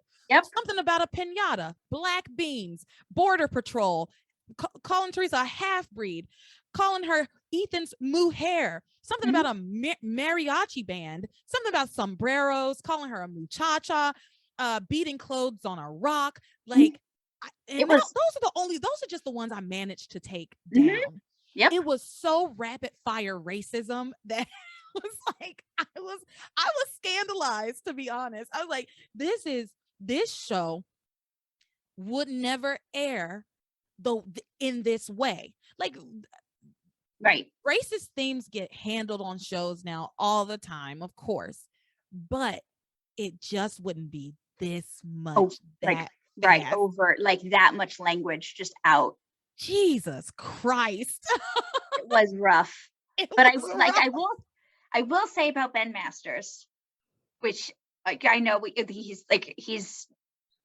has a journey through he has an arc, several arcs in this show in this show long run, but I will say that man knows what to do with his face when the camera's rolling.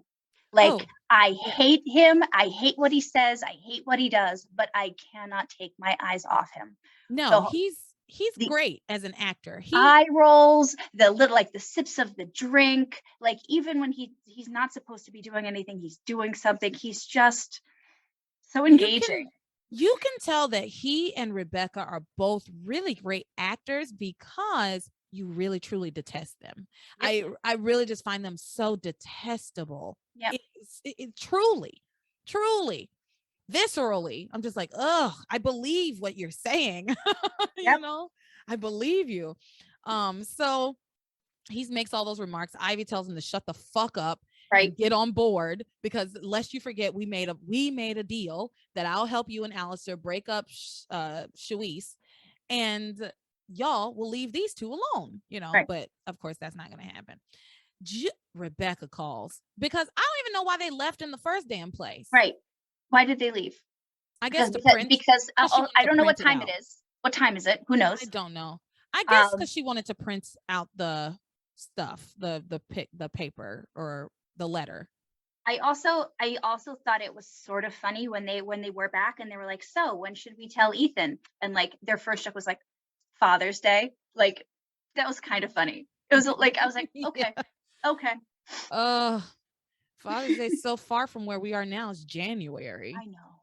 I know, but that's whatever. So Rebecca calls Julian and tells him that she has something that's going to rock his world, and it has to do with Ivy and Ethan's father. Again, why would she phrase it like how has Julian not caught the fuck on? Right. Everybody's phrasing it like this. Ethan's father. It has to do with Ivy and Ethan's father. How have you not caught on? Right. And also, like, no, we already established it's not the cattle prod sex game that you keep referring to. He's like, does it involve the cattle prod? And he's like, no, but it will really rock your world. He's like, well, use the right way. A cattle prod can do just like gross. This man is into masochism. And like poor Gwen. I don't feel bad for Gwen, but Gwen's just like listening to her mom, like, seduce this gross man. Yeah. Anyway, Gwen doesn't deserve our pity or our sympathy. No, it's true. It's true. She doesn't. Especially at this point. Like before, it was like, okay, Gwen's being thrown over for another woman. Okay, but by this point in the show, it's like, nope, Gwen. And I think I've said this before. Gwen gets no sympathy from me because I've seen everything Gwen does. Right. She had it at one point. There was a window where I was like, ooh. That kind of sucks. I get how this would be terrible. Like, but then no. And then you lost it. Early on, and when there's like some stuff that happens later that I'm like, that is very sad with Gwen. Right. And she goes through some shit. She does go through some shit, but she put herself in this position. Yep. She really did. But anyway. And she fought.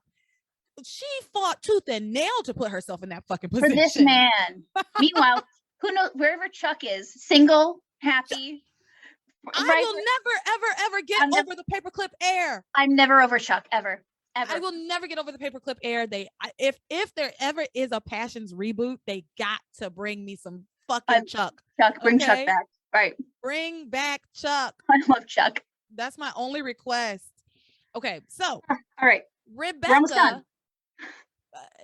Julian tells Ivy's unsettled about this, whatever it is that Rebecca says she has. We get a glimpse of Rebecca's like fantasy of what she thinks is going to happen when she reads the letter. Now they set it up where it makes it seem like had I not seen this show for a while, I would have been tricked by this. Right. Truly. You would have thought, oh my God, it's happening. Yeah, I would have thought it was happening. But at a certain point, it gets so ridiculous that you're like, oh, this is obviously Rebecca's like version of how she thinks things will go when she reads this letter. So blah, blah, blah. They do that whole thing. Rebecca and Gwen actually show up and are like super cryptic about everything. And she's like, well, I've got something that I've got to tell everybody. Gather in the living room. Then Sam shows up because he's there with some papers because Ethan's trying to take him to court or something or like some kind of tribunal over his mishandling of the Harmony PD, which I mean, he is very, very, very, very bad at his job. But anyway, Sam shows up. Rebecca's thrilled because she's like, this is even better than I thought it could be. And that's like where we ended this week. Do you have anything else to add? Yes, number one, fucking Ivy in her Hillary Clinton green jacket, her like, I swear, like, you can really tie the show to everything that has come after it. You're just like, Hillary Clinton saw Passions and was like, that's a look. And because she wears this jacket, and I was like, I remember this stupid jacket. And then the only thing that I noticed that I was in all caps is Teresa goes, wouldn't it be wonderful if we had a double wedding? And then I type, said no bride ever. I've talked about this, and I guess those episodes haven't come out yet, but yes, because this is not the first time she said this. And I had a conversation with another guest host about, like, she's having this fantasy about having a double wedding with Luis. And I was telling them about, like, me and my brother have very different tastes. There's no way we would ever have a double wedding and it be good for either of us. And, like, who wants to share their special day no bride with 3 other people? You already have to share it with one other person. 3? Right. No, not happening. No one would fantasize about that. Right. And she's been planning this since she was 8, and now she's like gonna share it. Listen, I used to, so I have a cousin who's a year older than I am, but our birthdays are 3 days apart. And so we used to have birthday parties together all the time. I hated that shit. It's bullshit. Yeah, it's bullshit. I mean, I want my own cake. We would get, like, the same gifts. We would get the same cake. Is December 22nd. She doesn't even like sharing a birthday with Jesus. My sister's birthday is Christmas Day, and yes, she despises sharing a birthday with Jesus. 100%. No, I don't want to share my birthday, let alone, and that comes every fucking year. Let alone my wedding day. Forget it. And all like, right. Whatever. Okay. I think we're good. Okay, good. All right. So now we're going to take a quick little break, and we're going to give shout outs to the patrons over on the Patreon, whom Lisa is one of. Thank you, Lisa. Our pleasure. All right. So thank you to Munashe, Marcus, Erica, Breland, Lisa, Zach, Sid, Sarana, Dustin, Heather, Randall, Ashley, Hannah, Camelia, Amanda, Monique, Samantha, Amy, Chucky, Jeanette, and Eric. Thank you all so very much. Helping out so much, because, like I said, this show has kind of taken over my life a little bit. So it's nice to have a little bit of something coming in to help me keep the show afloat. Thank you very, very, very, very much. And if you also would like to become a patron, you can just head on over to I can't talk. Patreon.com/Passions Podcast and sign up for whatever tier is most desirable to you. Lisa, at this moment, I don't know, we didn't talk about this before in the pre-show talk, but do you have anything you want to like an at? Do you want people to follow you anywhere? I know some people, I don't like people following me on my personal shit. So I have these dreams that one day I'll have content that I want people to see. But not at this point. No. Okay. I mean, look, if people find me, I'm not going to scare you away, but like, you're going to be bored for a while because I'm not putting anything out there that's any fun. Right. Well, I mean, if you want me to like share you have a TikTok, right? I do, but I don't make them. I just watch. Okay. If you want me to share your TikTok or your Instagram, like, I'm happy to do that. One embarrassingly viral TikTok. Like, I'm talking like 85,000 views. Like. And it's me crying. It's me having an emotional breakdown. I saw that TikTok. It was good though. But yeah, teaching in the beginning of the pandemic. Girl, yeah. I got called in to my principal's office the next day, and they were like, there will be a union rep also in this meeting. And I'm like, I don't even know what it like. And they were like, we just want to check to see if you're okay. And I was like, well, why is my union rep here? Like, am I in trouble? I was like, I didn't say anything bad. I just for anyone who's listening, I'm just crying because teaching is hard. Teaching is hard normally, and teaching was so hard virtually. And I just started crying. And then like, it was actually really sweet. People were really kind. Yeah. I mean, we were all kind of going through a lot of the same things. Like, I think people really resonate with that kind of very raw, very authentic, those kinds of moments where you really are just like, this is what's going on with me. And then there's so many people who were teaching during the pandemic and we're going through the exact same thing, myself included. Like, you know, just so coming hard. home every day and just being like so exhausted and so just feeling unheard and unsupported, and like doing 2 jobs and getting paid for one, and the pay for the one wasn't good enough in the first place. Right. You know, so yeah, girl, I get that. Anyway, but no, I don't have anything that would be fun for people, but maybe one day. Maybe one day. That'd be fun. I wish That's there was my a way crying TikTok. I wish. Let's move on. Let's talk about magic. Oh my gosh. Oh, right. I'm so happy that I am here for the opening of Hell's Gate. Girl, yes. I'm so happy. This is, and like I remember like when you had like posted like you can do this week, and then I was like, no, this is a boring week. I don't want to do like Sheridan like in the ground, like you know, like it's like, ugh. And then I was like, oh, Hell's in the Closet. We're in. Yeah. No, I saw you had like skipped over, and I was like, yeah, she's got. I was like, Lisa probably picked. Lisa probably picked a good week. I was pretty sure you had picked a good week. So let's talk about it. Here we go. Bullet points. Following the bird attack, the walls at the Bennett home start to bleed, and everyone tries to make sense of it. Hecuba tells Kay this is just the beginning and sends Kay to do more of her bidding. Hecuba manages to open a portal to hell in Charity's closet and tries to force her inside with the help of demons. Tabitha actually, on a lighter note, Tabitha gets an advanced copy of the cover of her book and is thrilled, saying it's her dream come true, which I like love that for Tabitha. I love it. It's a poster.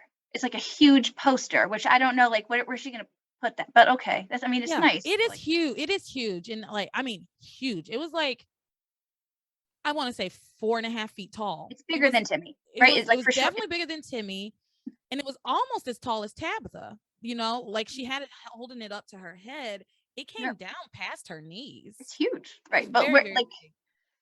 I mean, it's nice, but like, it's not like she doesn't have the books to do a book signing, but whatever. Yeah. Anyway. I don't know why they would send her something that big. For the camera. Why wouldn't the camera they just send her the book? Wouldn't they normally just send you a copy of the book? 100%. But like, it would look stupid if she was like, oh, look, this book. But I bet, I don't know. But they sent her this, the picture of this. I'm so impressed that with how busy you are, that you also had time for a Passions book club. I'm also so sad. Hold on, my copy is also here. Oh, it's too much. I'm too lazy to go get it, but it's down here. You can't tell, but it's down there. I'm so sad that I'm going to miss the first 2 because it's good. Yeah. Well, you know what? We talked about a little bit of the book, but we ended up just kind of talking about Passions. You know what I mean? Like, it's also a little early for like you to read all of it because, well, I guess no, this is the right time, I guess. It's like, I don't know if it's about to come out or if it did already come out or if it's going to like ruin anything. Anyway, it's just good. It's just I love it for her that she's so excited. She's never so excited about her book, and I'm happy for her. So let's talk about these walls. Oh my goodness. Hecuba makes the walls bleed at this house. I mean, it's just they're all in this house cleaning up after this bird attack, and then the walls start to bleed very obviously. And then they're like, well, maybe it's just rust. What is it? You know, and I get this. I get trying to make sense of this because like, why on earth would you think there's blood coming from your walls? However, you did just get attacked by an unkindness of ravens. By the way, that is what you call a group of ravens, an unkindness, which I love. I love that. It's their amnesia again for the supernatural shit that they forget ever happened. Like, like the things that you have seen happen, like you were just in the mine shaft, right? Like you just exploded the fireball. You exploded the fireball that no one else saw. There's with the light from the box. I mean, yeah, there's a lot of things that have happened in this town. So yeah, maybe the walls are bleeding. You know what I mean? Like, of course, it's not your immediate thought. Like the walls are bleeding. That does seem crazy, but well, considering all the other things that I've seen happen around here, it is possible that the walls are bleeding, right? And like, especially the girl who's clairvoyant, who has clearly demonstrated that she can see things unseen, maybe just listen, stop dismissing Charity. It's so annoying. Outright. Like, I Yeah. don't even like hearing her talk, but like she has to keep saying the same thing over and over again because she keeps getting dismissed. No one's listening to her. Yeah. Like, 100%. for someone who, like, Miguel, you say you love her, but you keep dismissing everything she says. You never listen to her. Yeah, for sure. If So anything, she'd be like, I believe her. I believe Charity. yeah, What support, even if you think I'm nuts. he is extremely dismissive of her, like every single time, especially considering, and I think I talked about this last week, but especially considering what Miguel 100% definitely knows, right? He definitely knows that Charity has tried to kill him twice at least, that he knows of. Yep. That he knows of. And he just blew it off as like, if you were in your right state of mind, you would never try to hurt me. Right. But he knows that she has like darkness in her. Well, Right. you know, even though it was like the pendant, but still. But whatever. But he remembers everything that happened in the mine shaft. Like everybody else was above the mine shaft, and the only thing they witnessed was the fireball and the light and like the rock storm or whatever. But he was down in the shit with Hecuba, with Tabitha, with Timmy running around talking. Like, you remember this, but you're gonna go with this lie that is like, oh, we just breathed in the same gas and had the exact same hallucination. But anyway, the walls are bleeding in this house. Okay, they sure are. Horrific. It's horrific. And if I was TC or Eve, like if I didn't live in that house, see y'all. Bye. Bye. I don't have to be here. I'm leaving. This ain't my house. This ain't my fight. I'm sorry. I got to go. But the walls are bleeding. Right. Look at the time. Oh my goodness. I got a thing. You know, my kids got a tennis match. I just, I gotta get to my tennis match. But Charity touches the walls. Everybody else is just looking at it.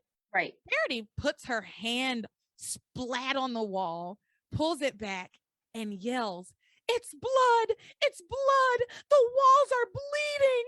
The walls are bleeding!" Oh my God, it was so good. Honestly, it was so good. Like you said, I don't love Charity and I don't love hearing her talk, but she really gave this performance like some oomph this week. Yeah, she brings it. Loved it. She really brings it this week. Like she embraces. She's like, okay, if this is what I am, I'm doing it. We're going to do it big. And she really is feeling there is something horribly wrong happening. Right. Something awful is about to happen to us, and nobody is taking it seriously. Well, like if an unkindness of ravens and a murder of crows breaks into your house, flies and attacks everything in your house, and only your house, it's not the neighborhood, right. Only your house. And then as you're cleaning that up, all of the walls begin to bleed.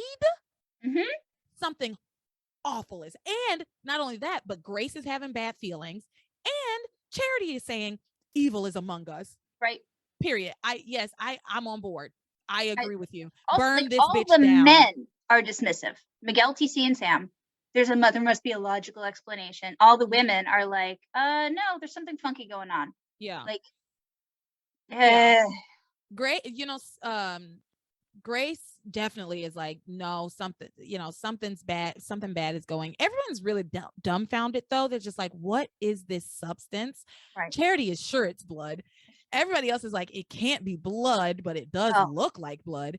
And then Sam asks Eve to like get a sample of it and take it to the lab to be tested for what the substance is, which is a decent thing to say. You've got a doctor who has access to scientific things, a scientific lab.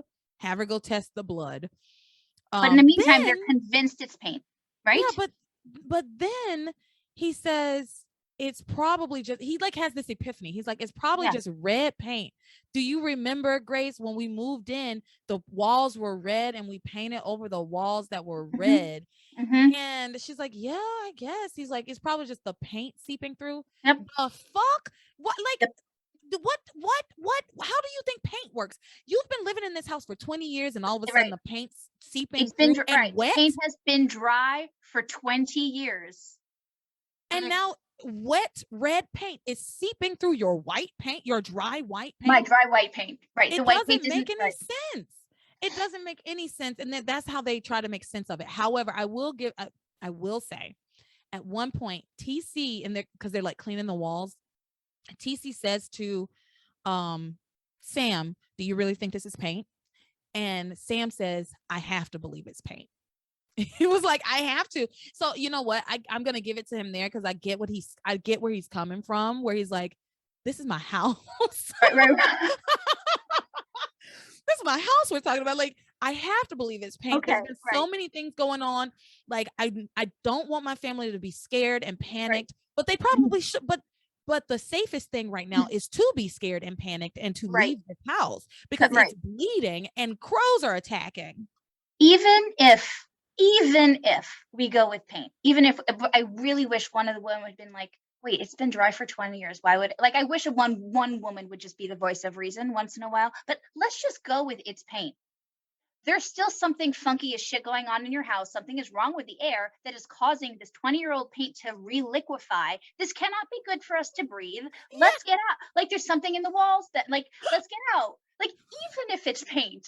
Yeah. Like, if all of a sudden your house started crumbling around you, you wouldn't be like, oh, well, it's just the foundation. Like, get the fuck out. There's something wrong. To stop breathing. Put on gas masks and leave. Yeah. Yeah. You are absolutely right. So mad. Get the hell out of this house. The walls are bleeding.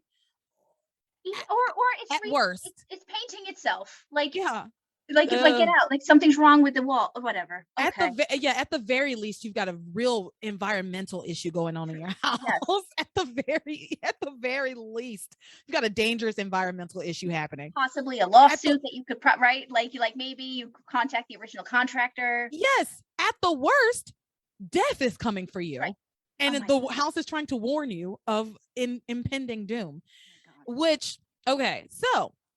Kay goes up to her room to talk to Hecuba, and she begs Hecuba to stop everything. Stop this, Hecuba. Hecuba says, girl, this is just the beginning. I'm just getting started, baby. And I've got your soul, so you're going to do what I say, no matter what, period, point blank. Meanwhile, down in the living room, Charity has been left alone in the living room. Why? And she sees the paint starts to not the paint, the blood coming down on the wall again. And this time the wall writes, you're all doomed. That's what it says. You're all doomed. Then she screams. Everybody comes running in. They don't see it on the wall. And then she starts saying the paint or the blood was spelling death. It said you're all doomed. That's what it said. It said you're all doomed, and then very quickly turned to the word death and then vanished. So it did. I didn't see the death. But like, I would be more afraid of you're all doomed.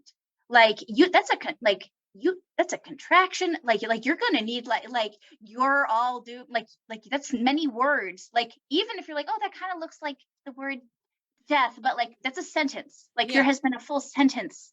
And it wrote itself. Like it started writing out like Stranger Things or something. Like it really was was very unsettling. It really was. Had I been in that house, I wouldn't have been in that house anymore. Does that, you know what I mean? Get the fuck out of the house.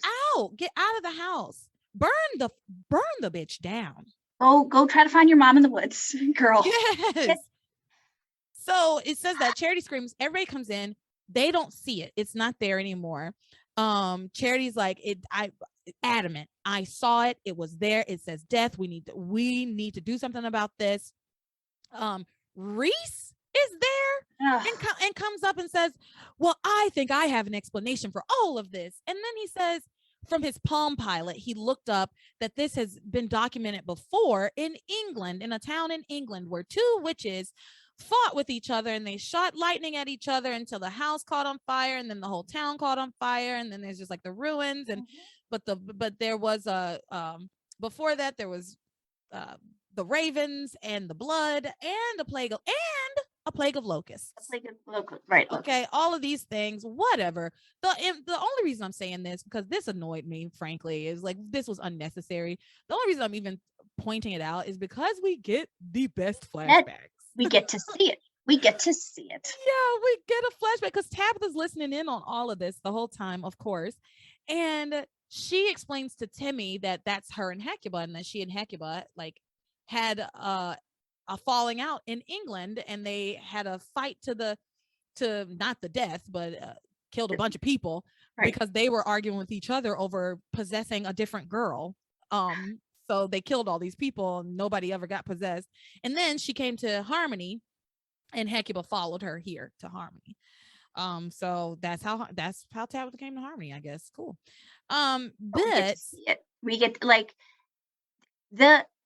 every time we do something like this, or like when I would watch with my friends, we always like pause and pretend that we're like the props guy, or like the costume guy, or like the special effects guy, being like, yeah, okay, so like this is what we're gonna need. We're gonna need like 18 dresses, like all, like they needed a new set, new costumes, special effects, fucking torches, all of like dialogue. So much had to happen for flashback that took about 40 seconds, like 40 seconds that was divided into like 2 20-second. Like so much had to happen. Yeah. For this, that didn't even, for a flashback that was visually delighting, but like didn't move the plot forward at all. Fully and completely unnecessary. Yes. I mean, I love seeing old Tabby as young Tabby. Fine. Yeah. Like, so unnecessary. All of this just for fun, I guess. They have to like, we need some comic relief because the walls are bleeding, I guess. I guess it is heavy in this room, because then Charity turns to Kay, who has come back downstairs, and says, I have a feeling, Kay, that you can explain everything that's going on here. You know what's going on. And she says, I can't let it go. I need answers. I can't let this go. And she's like, she is really confronting Kay about this. And she's like, evil is so close. And I know that you know something about it. And she I hate to say the word hysterical, but she's a little hysterical at this moment, which is understandable. I would be too. She's screaming. She screams for the next like episode and a half. She just screams at people in their faces. And then Miguel tells her that the same line they always tell her, you're just tired. You're just tired. No, either this girl is deeply, deeply disturbed, or she actually is is clued into what the hell's going on, which it seems she is clued into what is going on. You know what I mean? Like the walls are bleeding. Y'all did see the birds. You saw all of this shit. Like that does seem evil. If not evil, at least a little ominous, right? Yeah. Yeah, man. I just like it's like they forget. She was like, we can't go to the mountain, right? Remember, like whatever, Sex Mountain, whatever it was. Like, we can't go to the mountain. Like, there's going to be an avalanche. Like, someone's going to get hurt. And like, they're like, it happens. We keep forgetting that, like, whatever she sees, like, even if it doesn't happen exactly the way she sees it, because they can avoid it, then like, whatever. Yeah, that's one of the things I've said before, I think, where they always dismiss Charity's like visions and shit because nobody died. But something horrible did happen. And that's what she's saying. Something horrible is going to happen. Miguel specifically, there's been a bunch of times where he's had like issues and feelings about Miguel and like he's going to die. But because he didn't die, he's like, everything was fine. But you nearly died. And actually on that mountain, and I've said this before, you did die. He died on that mountain. You died. No, you died. You died on Sex And then Mountain. your love brought you back, right? Because that's what love, that's what love does in Passions. It brings every time back to Miguel says Charity's name, I get so angry. It's like, Charity, what's wrong? Charity, come on, Charity. Like, don't stop saying my name. Yeah, get my name out your mouth. Stop saying my name. Like, it's so condescending at some point. Yeah, it is. Ooh. And he treats her like a baby, like she's his baby, you know. Right. And I've got to protect Charity, and Charity needs to be protecting you. Right. She's trying to protect you. He's like, I got to protect Charity. And anyway, he basically tells her she's tired and tells her to calm down, which also, are helpful advice. I'm not going to let anything or anyone hurt you, he says. What? Okay. What? I mean, you sure didn't stop those birds. You stopped nothing. You can say, what power are you going to have? I won't let anything or anyone hurt you. The things that the men say to the women in the show, like, don't say that. Don't.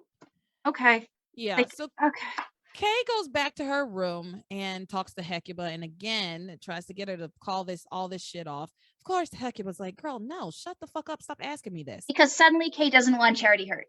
Right? Kay was gonna. No, that's been a theme in the last like I don't know, like Suddenly, 35, 40 episodes, we're all of a going to ignore sudden the fact that she wasn't going to leave her on the train tracks, that she was going to leave her. Like she was, I wish you had died instead of Miguel in the she was snow. going Like to push her off that mountain. she sure She had was. every intention of pushing her off of Sex Mountain. Uh-huh.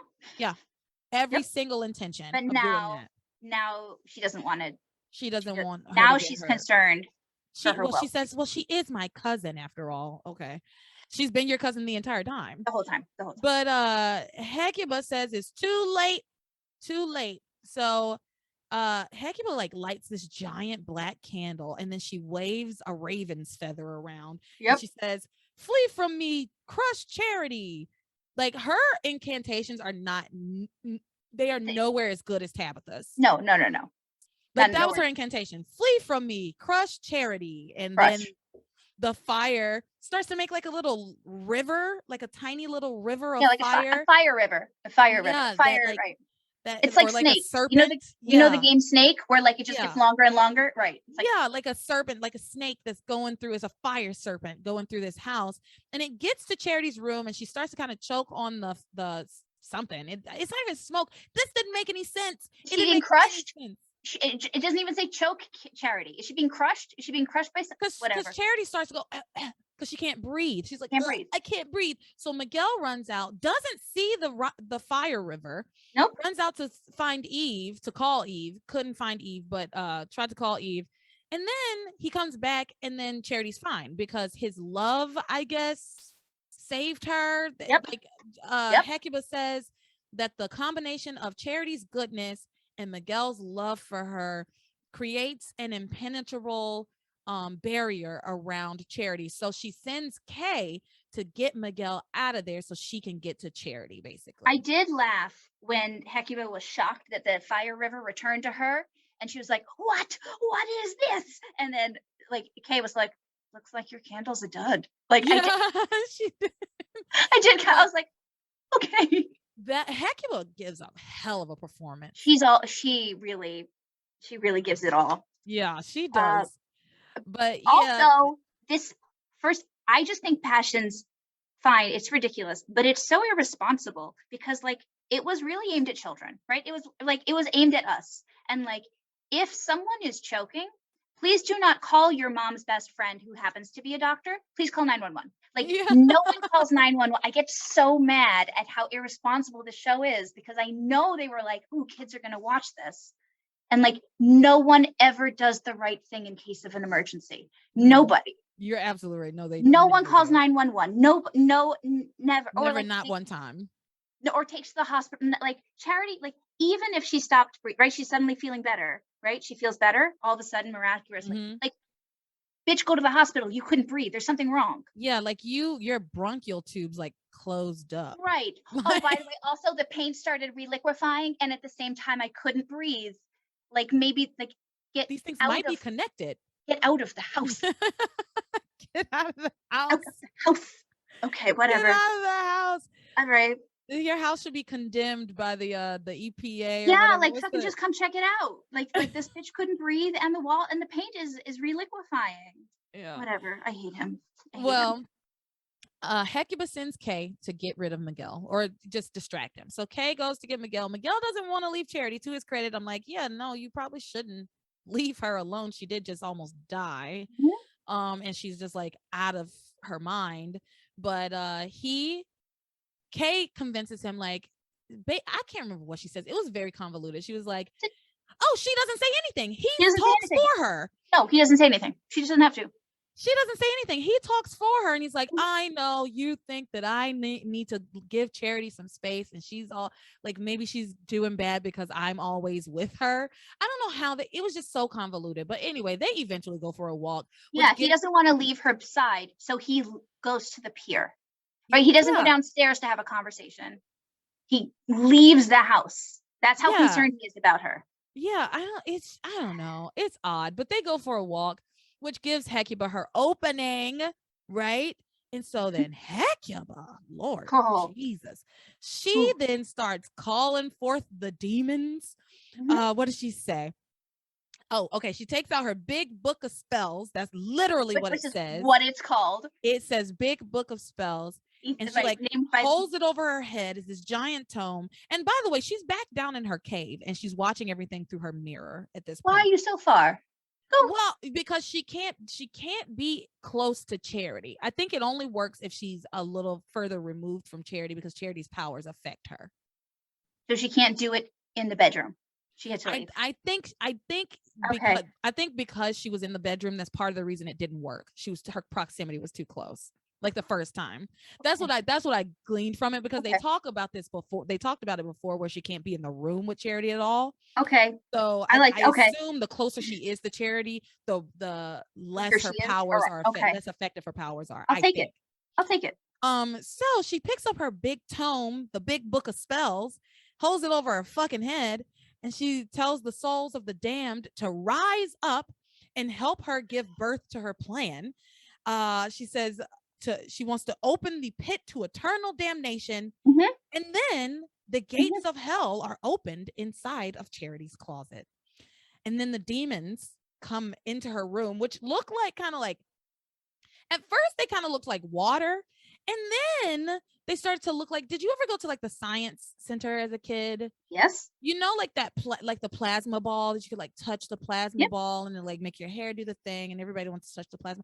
They kind of looked like the plasma inside. Like they were made of like light energy. Yeah. Like, yeah. But they stretched through the wall first. First, the wall was stretchy rubber, right? And they pressed their I want to know which actors were they? Because every time they've got extras who are covered up, I'm like, that's got to be one of our principal actors that they made you that. Like, is that Reese? Is that Reese? Like, I need to who was it that they made put their faces through the wall and their hands through the wall to creep? Who had this job? Job. So the demons, which look kind of like water monsters, right? The three purple water, whatever. They make Charity levitate. She somehow has fallen asleep. Yeah. Could you sleep in this house?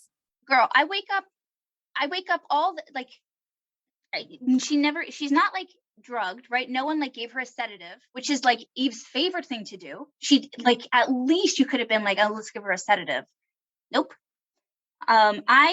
This is my sentence. I said, Hecuba is yelling like Gene Wilder in Young Frankenstein, and then makes Purple Man Group come out of the wall and perform Reiki on Charity as she sleeps. Because for like 30 minutes, they're hovering their hands over her, and Hecuba's like, destroy her, and they don't move. They're just standing next to her, holding their hands over her. Yeah. And then like 20 minutes later, she levitates. And then she starts to levitate. It's the slowest. And it goes so slow. It goes very slowly. And so they're levitating her towards the gates of hell, which are her closet, her closet. Her closet. Meanwhile, Tabitha and Timmy have noticed that there's something going on at this house, and Tabitha sent Timmy up the wall, the side of the house, to spy on Charity to see what's going on. And he sees this and he's screaming to Charity to wake up. He's like, you gotta wake up, Charity, you gotta wake up. Hecuba like knocks him down with her magic, but Charity does wake up and she starts screaming because of course she does. And Hecuba's like, hurry up, demons, get the job done. Right, send her straight to hell. Faster. Like she starts barking. But then Charity's like starts to feel stronger. She's like, I feel stronger. And Hecuba realizes she's starting to realize that she has powers and that she can fight back, and she's becoming more aware of her powers. And so then Hecuba like pours some shit into her cauldron. Yep. It was not explained. She pours something to her cauldron. She doesn't even do like an enchantment or anything. She then just like shoots fire directly into the mirror at Charity. At Charity's face. Yeah. And then Charity glows orange. And she goes, nobody beats Hecuba. And she just like shoots the fire. I don't know. Meanwhile, Kay and Miguel are on their walk. I don't know what they talk about. I don't give a fuck what they talked about. Fucking frankly. Stupid. But Miguel happens to hear Charity screaming all the way down at the wharf, and so they run back, and he runs into the house and realizes like, oh my God, something horrible's happening. So he runs into the house, and that's really where we leave it with them this week. We don't know what happens next yet.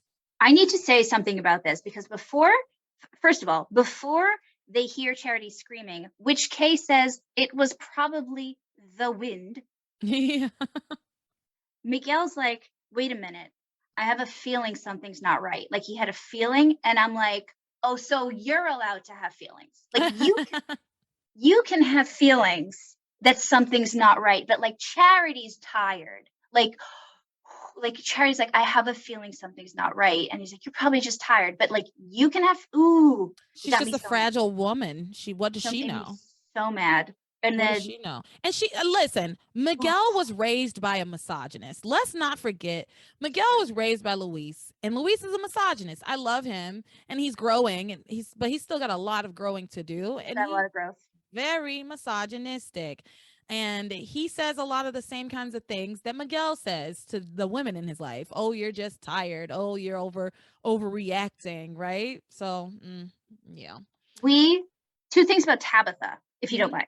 Yeah. Number one, every time I see her, I just am so dazzled by what a physical performer she is. They make her carry Timmy around so often. I know. So obviously, so they'll both be in frame, but like that, like she's old, like an older woman. Like I'm not saying she's like, old, but like she has to carry him around, run around, get on her knees, fight with like fake fire. Like she has to do so much, and she does it so convincingly.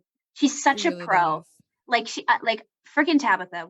It's the most physically demanding role, I think. And also, I don't understand why she's so worried about being burned at the stake again, because that's something she keeps saying. She's like, "Oh, they're gonna burn me at the stake again." Bitch, like it's 2001. You like I understand you're traumatized, but like that doesn't happen now. Like that doesn't happen anywhere. They don't burn people at the stake anymore. It doesn't happen in the US. Yeah. And then we didn't mention her Joan Collins flashback. You can talk about it. I can't. Go for it. That's it. There was a Joan Collins flashback. Jeez Louise. You want to know the truth? I fast forwarded through it. Because it did nothing? Because it did nothing, and I was like, I need to get these episodes finished. I was like, this is gonna take 10 minutes. I'm gonna fast forward through this. No, the Joan Collins thing was so stupid. It was longer than the other flashback, which was actually a flashback to something that actually happened versus like a fantasy. Yeah. It was I don't know, man. It was silly. And I knew it was going to be silly, and I knew it wasn't going to move the story forward in any way. So I fast forwarded through it. I was like, I'm not watching this. I'm sure with like, had I not waited till today to watch all the episodes, I would have watched it. I usually watch everything, but you don't have time for it. You gotta. At that moment, I was like, I'm not doing this with you today, Passion. Okay, so that's the end of our show today. Thank you, Lisa. Thank you again for being such a fabulous guest host this week, and for all your hilarious hot takes. I love them. I can't with this show, but I love it because no matter how messy this world gets, Passions is messier. So I just feel a little better about like real life. Yeah. Visiting these. It's crazy. So it's been a real pleasure. Thank you so much. Thank you. All right. So thank you, everybody. Remember, you can always catch me on social media at Passions Podcast, most places.